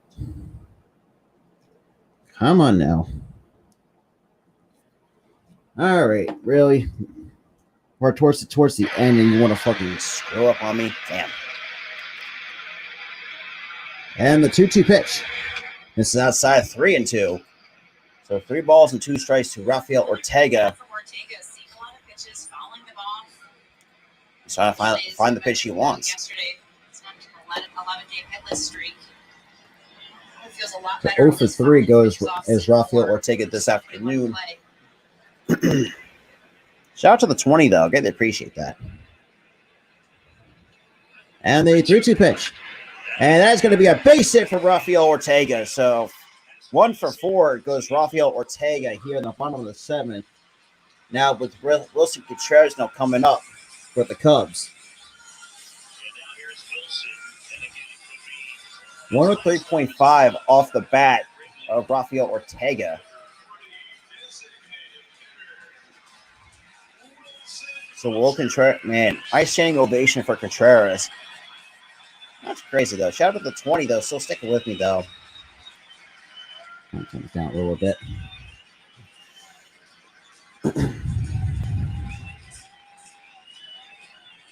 Got the Chicago faithful now on their feet.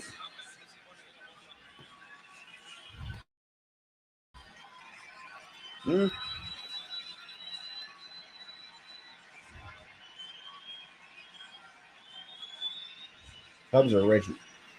You'll love to see it, though, with a nice ovation by the Chicago faithful here this afternoon.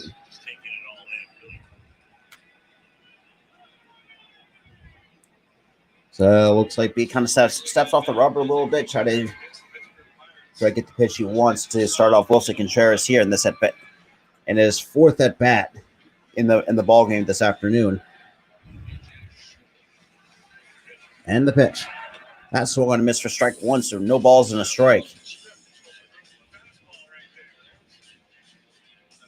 And they're showing his first major league home run, June 9th, 2016. God, that brings back some memories. Shout out to the 18, though.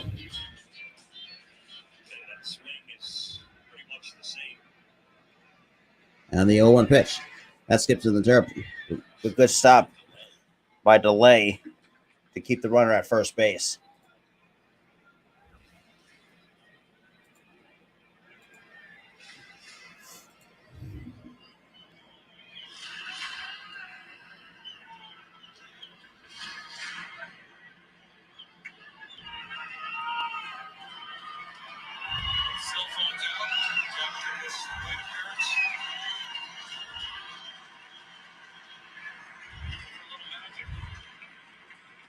And the pitch. That's swing and a miss, strike two, and that's going to be a stolen base for Rafael Ortega.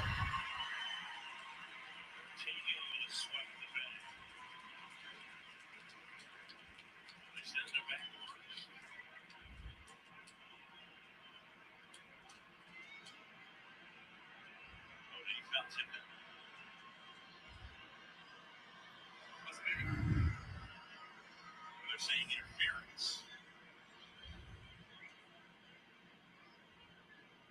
Okay, so apparently, oh, now I got an interference call. Oh, he hit him with the bat.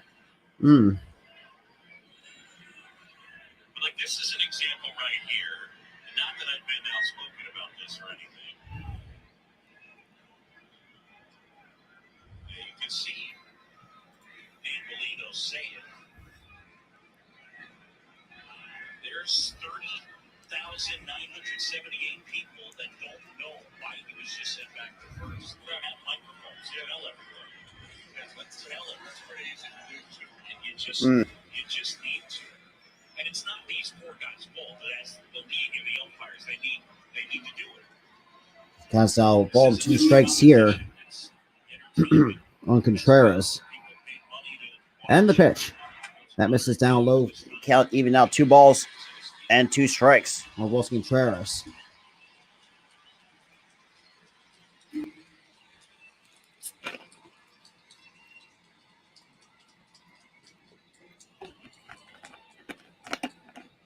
They're not going to do it unless somebody tells them. That's the correct thing. I understand. They're, for Dan Bellino and Alfonso Marquez, their crew chief, their thought is making sure Derek Shelton and David Ross understand what's happening.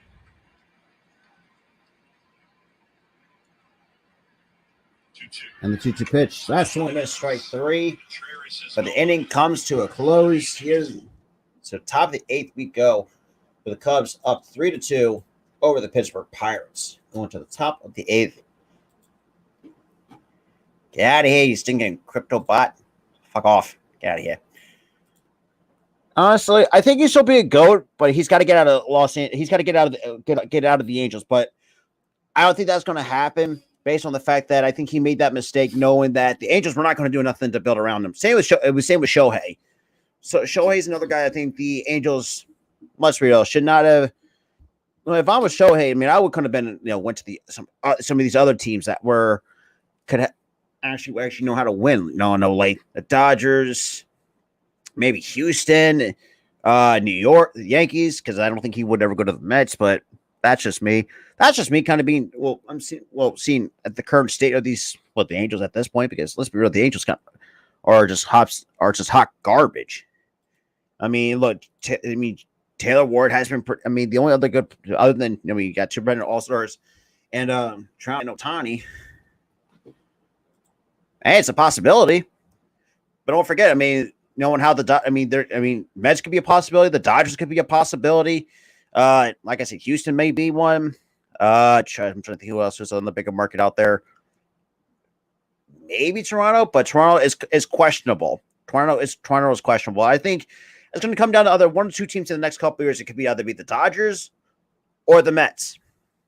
That's how I'm seeing it for Trout. And same with Shohei. Shohei could be the exact same thing. Shohei's another guy I feel like that's, let's be real, got to get out of Anaheim. They're not the Los Angeles Angels. They're the Anaheim Angels. And I've talked to a few people on the West Coast that live in Los Angeles. Like, yeah, it's the Anaheim. Exactly. The only team that's actually winnable in LA, that's the Dodgers. That's pretty much about it. It's the Dodgers. When it comes to baseball, it's the face of Los Angeles. Let's keep. I'm going to keep it real. And let's be real. Dodgers have been the most relevant team in the Los Angeles area. For years? Well, actually, yeah, okay. But the only time they actually, I feel like the 2002 team, the Angels was good, but that's honestly, I don't know. Like I can't and as a Phillies fan, man, I can see how bad the Angels, man, when the Angels came to Philly and we swept their asses out. So no, but Rowan Wickman comes in for Keegan Thompson. So actually not about bad outing from Thompson. It counts now, No balls and 2 strikes. So Wick has now come in. W. Oh. And the 0-2 pitch. That's swung and a miss, strike 3. Easy 96 above the hands. So delay goes out swinging. Absolutely, Keith. I can't agree with that more.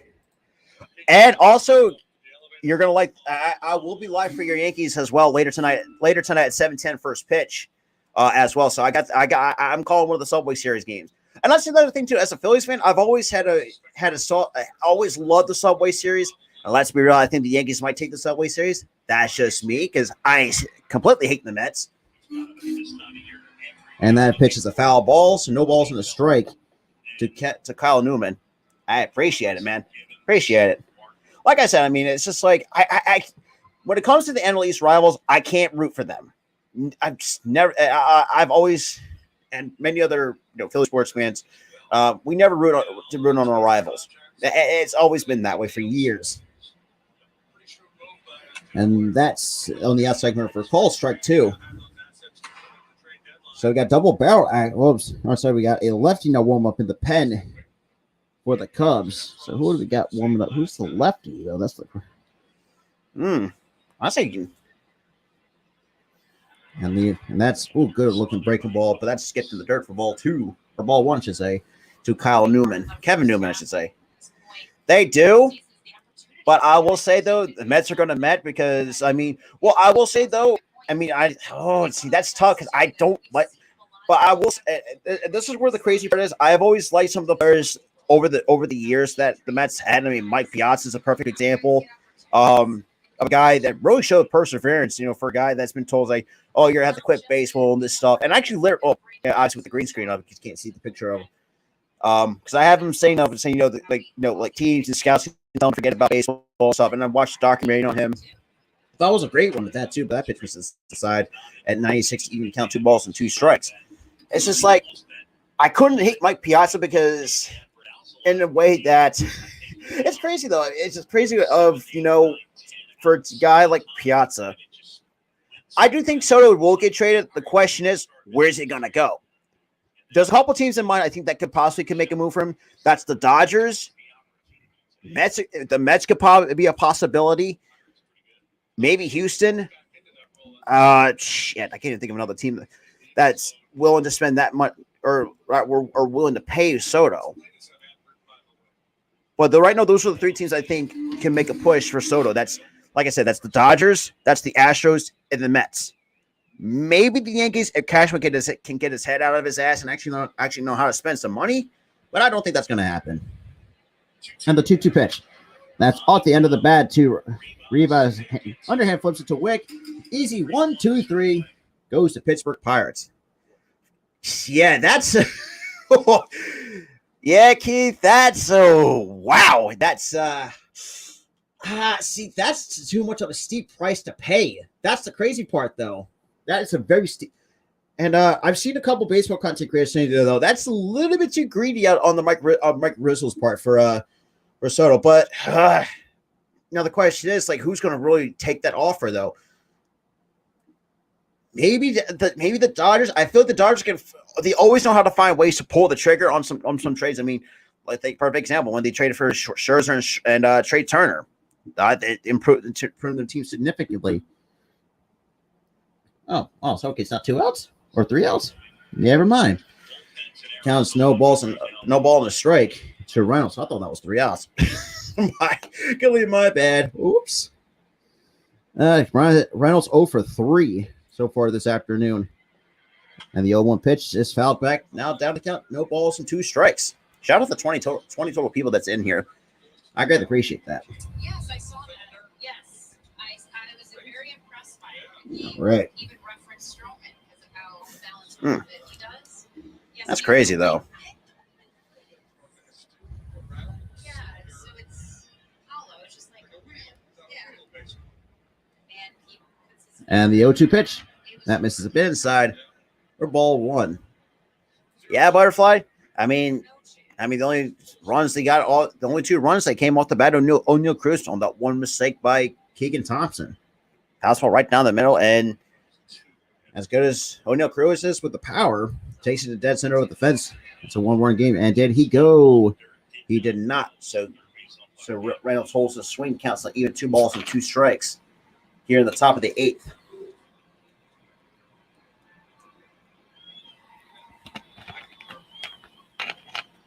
And a good block too by Young Gomes.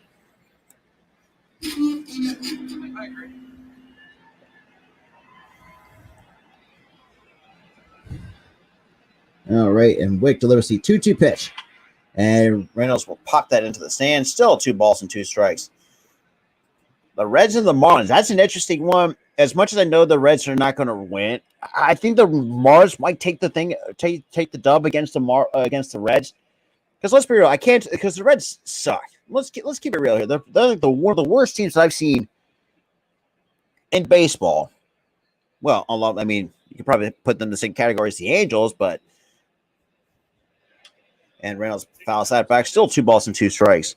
I still think I think the Marlins, and this is the thing too. The only exception I will make exception to my NL rival, and that's the Marlins, because I like the future that the Marlins have.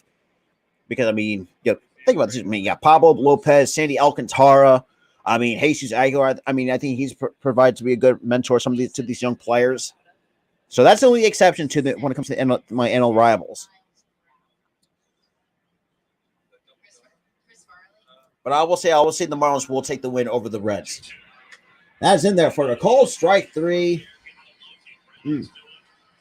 So now the top of the 8th now comes to a close. Jesus. With the Cubs going in. Yeah, that's the crazy part though. And this is where, and I done the game 1 of the doubleheader. I think I've done like 3 Yankee. I think this is going to be my 3rd Yankee game that I've done. I mean, they almost lost it to the Orioles. I mean, they put up, and it's crazy enough as a Phillies fan and seeing a team as with the lowest payroll at the Orioles put up a hard fight against a good team, the Yanks.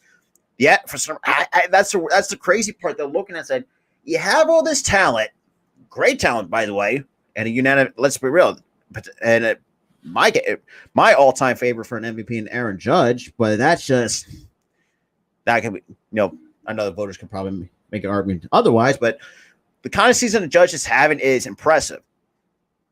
Now, I will say, Catchman, you better pay that man, because as a Phillies fan, and a baseball fan in general, man, that kid, you're going to lose.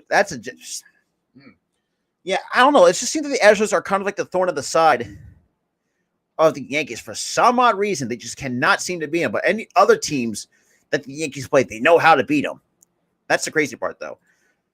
I think the Orioles can do it. I mean, as much as people would still clown on them, the fact that their factor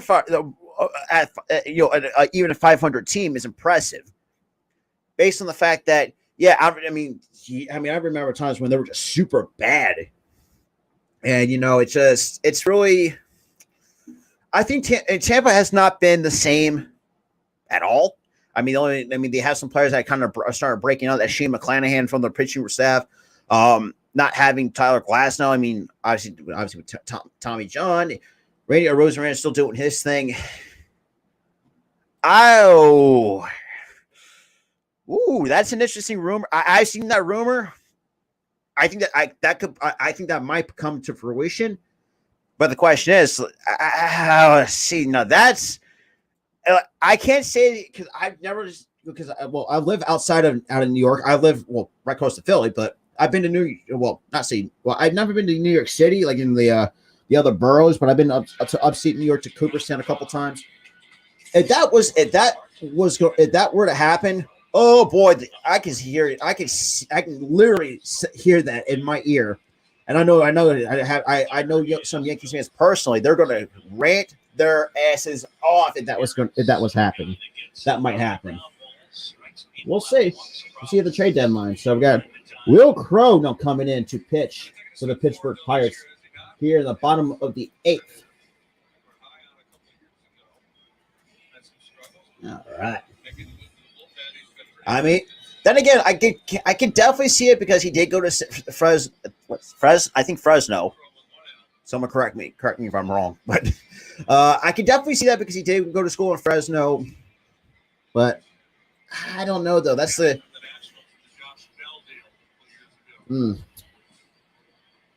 Giants. I think I'm going to get that to the Giants because the Diamondbacks are absolute it's absolute terrible.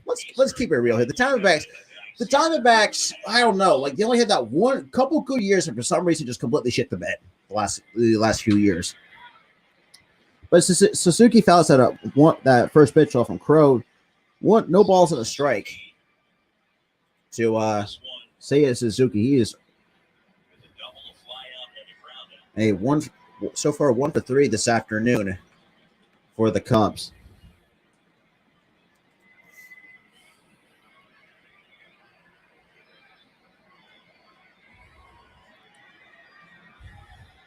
And the 0-1 pitch. That's swung and a miss for strike 2. No balls and 2 strikes to Seiya Suzuki. Shout out to the 22 viewers in this stream. I greatly appreciate that. Really do. And the 0-2 pitch. Suzuki hits it to deep left, and that is out of here. Seiya Suzuki. The AL East, yeah, I definitely agree. The AL East is stacked, but I still feel like the division is still for the Yankees for the taking. As the records would definitely show, like Boston completely sucks. Despite the fact they're above 500, is crazy to beyond belief that they're still above 500. But they still, but some games that I've seen the scores at the in games for the Red Sox, they play like a sub 500 team. And a good looking swing by Seiya Suzuki to put the Cubs up to now. I at least get another insurance run.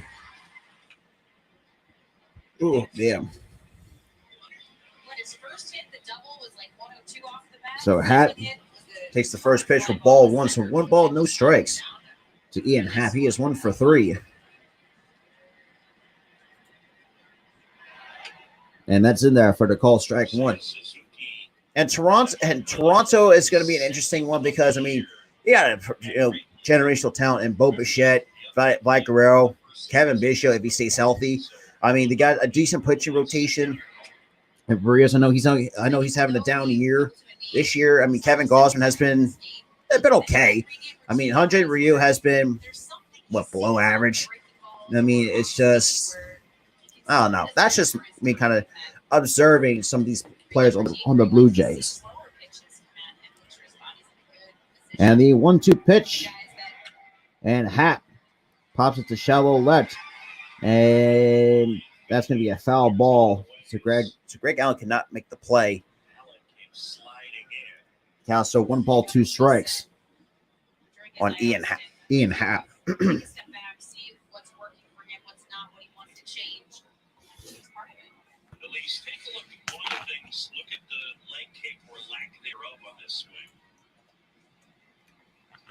Just no stride. Barely a toe turn. We've seen him adjust that.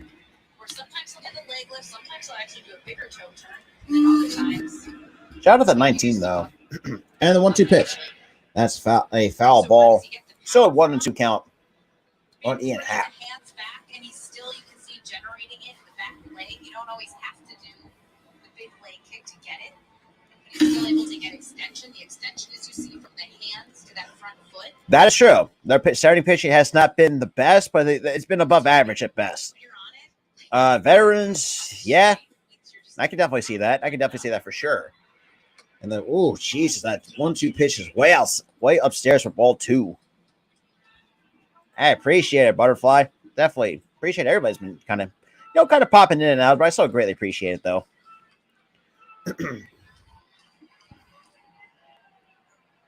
And the 2-2 pitch. And that's going to be a bait. Oh, right up the middle to Cruz. And that's going to be an easy play. Oh, almost through the first baseman behind the second base bag for out number 2, or actually out number 1, I should say.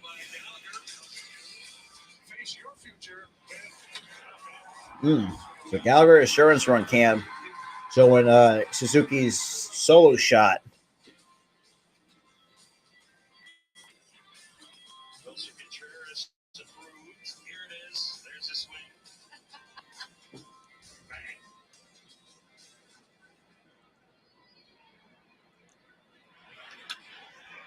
And that's going to be a base hit for Nico Horner. So that is 2 for 4. Get out of here, you stinking crypto bots. Absolutely. I mean, baseball for me has always been number one. Baseball for me has always been number one throughout my entire life. Oh, come on. Get out of here, you dumb. Shout out to 21, though. Absolutely. I mean, and I also have a couple other streams, too, like, a couple of football, some NFL preseason games coming up in the month of August. That's going to be fun because, like I said, I do miss all content. Being an Eagles fan and whatnot. So, I mean, that's going to be really fun to do. I've done the USFL this season, which was pretty fun to do as well. I got Patrick Wisdom. He's 0 for 3 in the first pitch, and that's going to be a line to the left for a base hit. So back-to-back base hits go the Cubs. Drilled him once or twice and said to Nico Horner, Luis Castillo's going to come in there. You got to make sure you keep your hands inside. Hey, basketball's not that bad, too. I mean, Jets fan, I have to give the Jets a lot of props, especially the draft this year. I like the moves that – look, Sauce Gardner, for me, I thought it sounded like a Jets pick to me when I did my multiple mock drafts. Like, I've always had Sauce Gardner going to the Jets. The fact that Jermaine Johnson went to the Jets and nobody, for some reason, passed up on him was crazy enough. So, in other football news, you had Julio Jones now going on a 1-year deal to the Tampa Bay Buccaneers to join Tom Brady and company. That's crazy. So now we got meeting's now concluded. And I got Young Gomes from runners on first and second with one out here in the bottom of the 8th. This is also a situation where keep an eye on the base paths with Corner. Yeah, I saw that Nightings. I did see. A lot of guys in the Spotlight Sports Network has been kind of tuned in. Shout out to the 27, though. Shout out to the 22 coming from the YouTube page as well. I greatly appreciate that. Yeah, for some reason, we always had your guys' number. But I will say, though, I do think I see some positive signs for the Jets. As crazy as it sounds, I like Braxton Berrios. And unfortunately, I said this many times, and I said this a couple times, too. I feel like Denzel Mims has 76. Oh, really? That's crazy. I will say, though, the Rex Ryan era on that one good team, I think that one good. Hey, shout out to the Chicago Bulls. And look, and Gomes hits it to short, and that's going to be a 6-4-3 double play. So, however, as the bottom of the 8th concludes, despite the 2 base hits, Seiya Suzuki puts another run on the board for the Cubs going into the top of the 9th. I mean, for some reason, we just play well against the Jets. Now, I will say, too, against the Jets, I mean, there are times we have for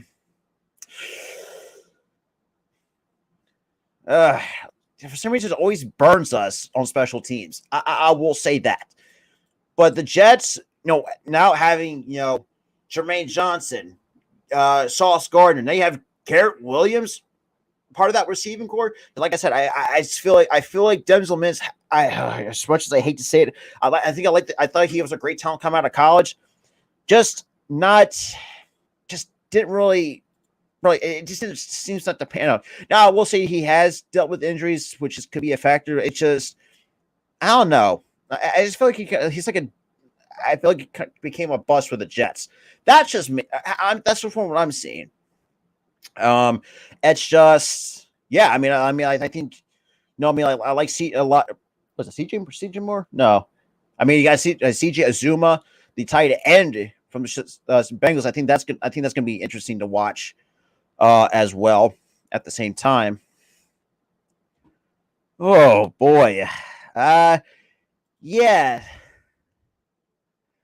soccer. See, this is the crazy part. Soccer is my last resort when it comes to sports, because as crazy as it sounds, I like the Union, though. I like some of the matches that they put on, especially if you're in Atlanta.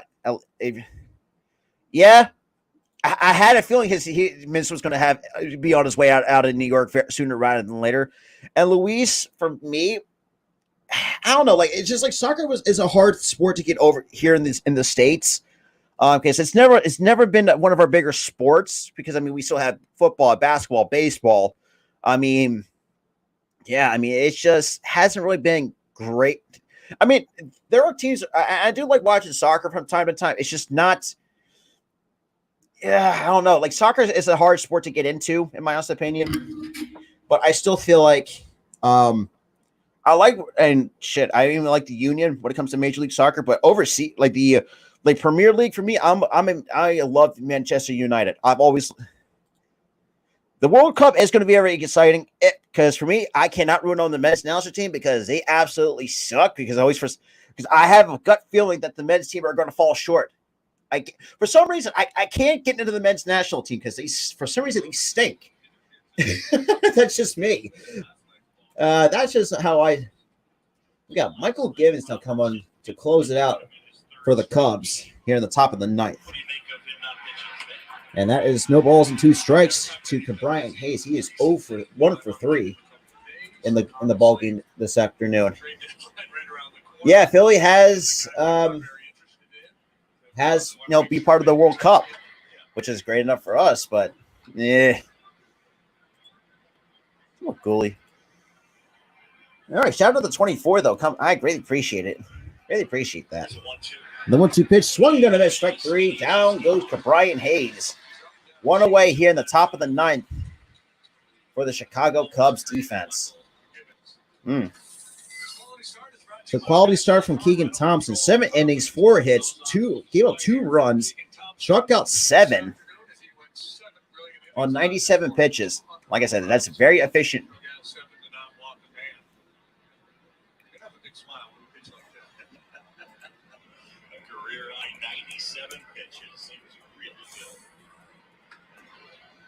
And that misses for ball 1 to Ben Gamble. He is 1 for 3 as well this afternoon for the Chicago Cubs. Get out of here, you stinking crypto bots, you fuckers. Get out of here. What is with these damn crypto bots for crying out loud? Jeez.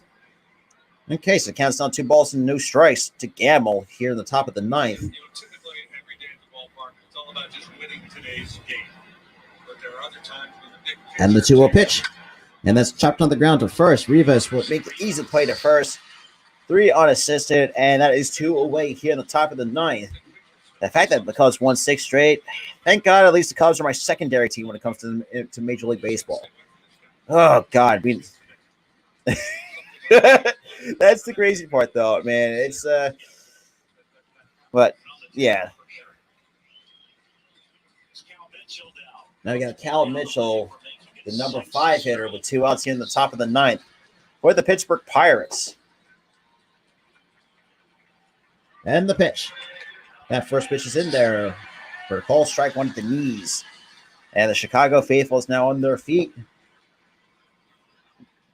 Pretty much at this point, it's going to be 6 straight for the Chicago Cubs. God damn it.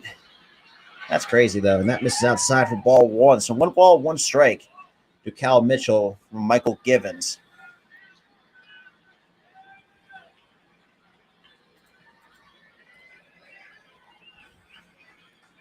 And the pitch. This is outside for ball 2. 2-1.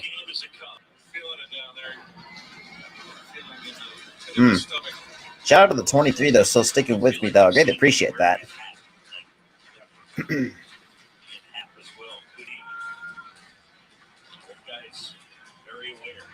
And the 2-1 pitch is on the outside corner. Call strike 2.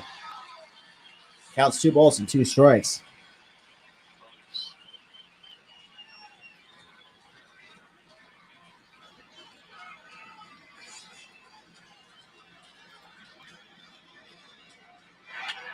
And Mitchell fouls that off. That time in 94. Still 2 balls and 2 strikes. It's funny, you look in the overall bullpen ERA, bullpen rank, but there have been stretches where this bullpen has been really good. They're in the middle of one right now. Shout out to the 21, though, still here in the stream. I greatly appreciate that.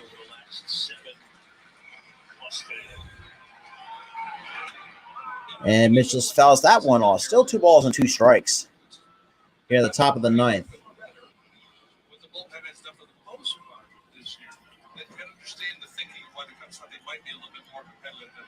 have that starting pitching head stay healthy and rounded into form like we're seeing right now, right? And this is last 5 or 6 game stretch. The starters have been really good. And the 2-2 pitch once more.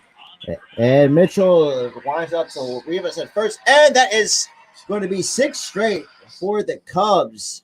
So the Cubs won it. And hey, you and me, hey, tell me about it. It's the stupidest rule. It's the cheapest rule for a lot of teams to take advantage of it. But yeah, exactly. It's not baseball. It's like you gotta earn it. You cannot give it to, no matter if you're home or away. You cannot get that away. That's just me. But with that out of the way, so the Cubs win. That's their 6th straight win against the Pirates so far this season. They want to win it by a final score of 4-2 over the Pirates.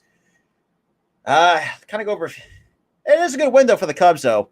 I will say it's just, yeah. I mean, like I said, Hap, I think really did a really good job of really puts a couple runs on the board on a really good pitch that I think Wilson gave to him, and we had Nico Horner adds on to that for 3, and then all of a sudden, and then later, Cubs had an opportunity to add more on, but unfortunately could not capitalize with runners in scoring position. And then you had Suzuki finally added the insurance run to pretty much on this win for the Cubs. But other than that, I mean, that is going to be that's a 6-game winning streak for the Chicago Cubs this afternoon. But before we head out of here, so I'll let you guys know, for those who are Yankees fans, if you're not familiar with my channel and whatnot, and I know I have some coming in as well, I will be live once first pitch between the Yankees and the Mets to start of the Subway Series. I think that might be either game 1 or game 2. I might have to check the schedule. But other than that, I have the Yankees for the Yankees fans out there, or unfortunately Mets fans. But other than that, like I said, the Cubs win it 4-2. And, like I said, we got some more MLB more content coming later tonight, 7:10 first pitch. With that being said, I appreciate everybody who's tuned in. If you guys are new, definitely smash the like button. Hit that subscribe if you guys are new. Definitely shout out the content. Every little bit helps. With that being said, this is Robert from the Philly Sports Talk Podcast. I'll see you guys later tonight at 7 o'clock.